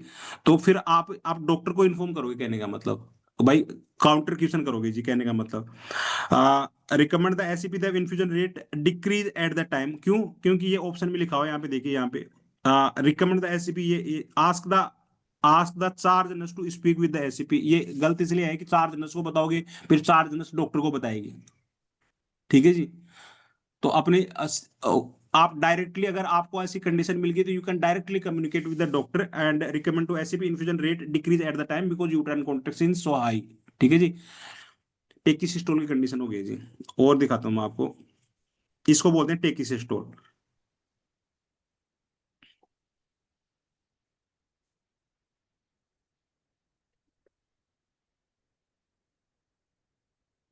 हाँ जी, ये तो बहुत खतरनाक वाली कंडीशन है जी। पहले सिजेरियन हुआ है जी, अब फिर बाद में हम नॉर्मल लेबर की हम वो करते हैं जी, प्रिपरेशन करते हैं जी। कई बार गांव में होता है कि नहीं होता जी। हाँ, पहले ऑपरेशन से बचा हुआ है जी, फिर उसके बाद में फिर वो नॉर्मल डिलीवरी की बात करते हैं जी। तो कई बार क्या होता है, जो इसका वो जो सूचर लाइन होती है ना, वो क्या हो जाती है, रैप्चर हो जाती है जी, बच्चा बाहर उसी से बाहर निकल जाता है, मदर की डेथ हो जाती है इमीडिएटली अगर इंटरवेंशन नहीं करते हैं तो ये बहुत बड़ा रिस्क होता है जी, लेकिन गांव वाले आज भी लेते हैं जी रिस्क, नॉलेज ही नहीं है जी। हाँ जी। हाँ, अब ये पैटर्न देखिए, फिटल हार्ट रेट वेरिएबिलिटी की बात करते हैं जी। एब्सेंट, और मतलब अगर फिटल हार्ट रेट आ ही नहीं रहे तो बच्चे की डेथ हो गई है कि नहीं होगी जी, अगर ऐसा पैटर्न आ रहा है तो। फ्लैट लाइन तो डेथ ही है ना जी। अब वहां पे भी देखेंगे हम, कार्डियक में भी, ईसीजी में भी, जो मैंने पढ़ाया था, फ्लैट लाइन आ गई तो खत्म है जी मामला, और यहाँ पे फ्लैट लाइन आ गई तो फिर मामला गड़बड़ है जी। फिर हम बात करते हैं जी, मिनिमल के अंदर जो मैंने वो ऊपर एक क्वेश्चन आया था, उसका ये एक्सरसाइज है, मिनिमल में कितनी होती है, लेस देन 5 हार्ट रेट में वेरिएबिलिटी होती है जी। मॉडरेट में 6 से 25, अगर मॉडरेट हार्ट रेट में पैटर्न में चेंजेस आ रहा है तो, और उसमें मार्क में मोर देन 25, तो हार्ट रेट 25 से ऊपर जाती हैं, तो अब ये कब कब हो सकती है, ये कुछ कंडीशन से एबनॉर्मल पैटर्न उसकी जो सारे के सारे। तो यहाँ पे नीचे देखो, टेकिसिस्टोल मतलब बार बार यूट्राइन कॉन्ट्रैक्शन जल्दी जल्दी आ रहे हैं, तो वो दिस इज द टेकिसिस्टोल। ओके।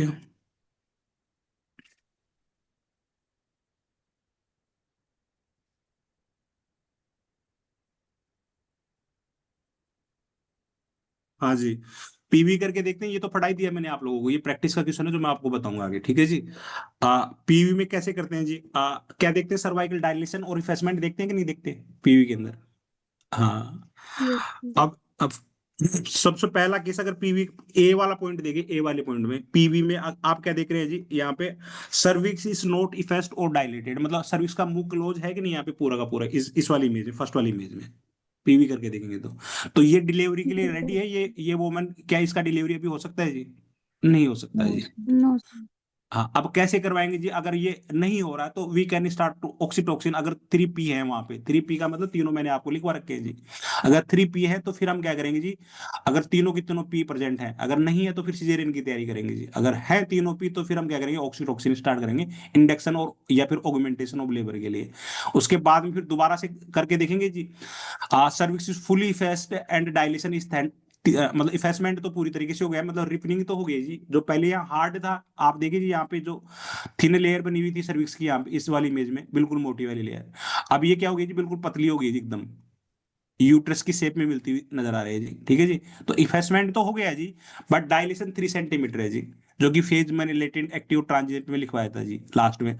और लास्ट वाली इमेज जैसे जैसे ऑक्सीटोसिन जाएगा, बेबी नीचे की तरफ आएगा, तो फिर देखिए जी अब सर्विक्स और यूट्रस का कुछ वेरिएशन दिखाई दे रहा है जी, पूरा का पूरा मिल गया है जी। तो fully cervix effacement as well as fully dilated, मतलब 10 सेंटीमीटर डायलेटेड हो गया है जी। अब नाउ मदर इज रेडी, जो कि ट्रांजिट फेज होती है जी, ट्रांजिट फेज। ठीक है जी, mother is ready for the delivery for them.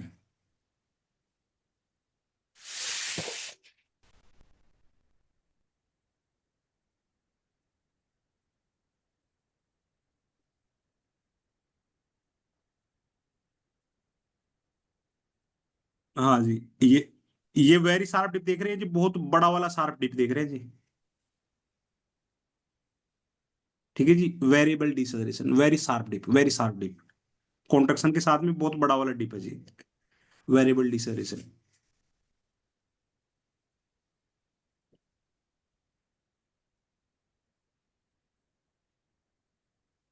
Okay, now I am going to close, और फिर हम इसको रिकॉर्डिंग को मैं बंद करता हूँ, then we are going for the continue with the lecture, ताकि जो कि टेस्ट है वो हम कंप्लीट कर दें।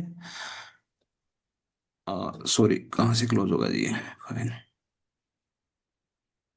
हाँ जी, तो these are the specific pattern, जो कि 4 पैटर्न है। होप सो कि आपको आज समझ में आ गया होगा कि एक्सेलरेशन क्या होता है जी, अर्ली डिसलरेशन क्या होता है जी, as well as variable deceleration क्या होता है, और लेट डिसलरेशन क्या होता है।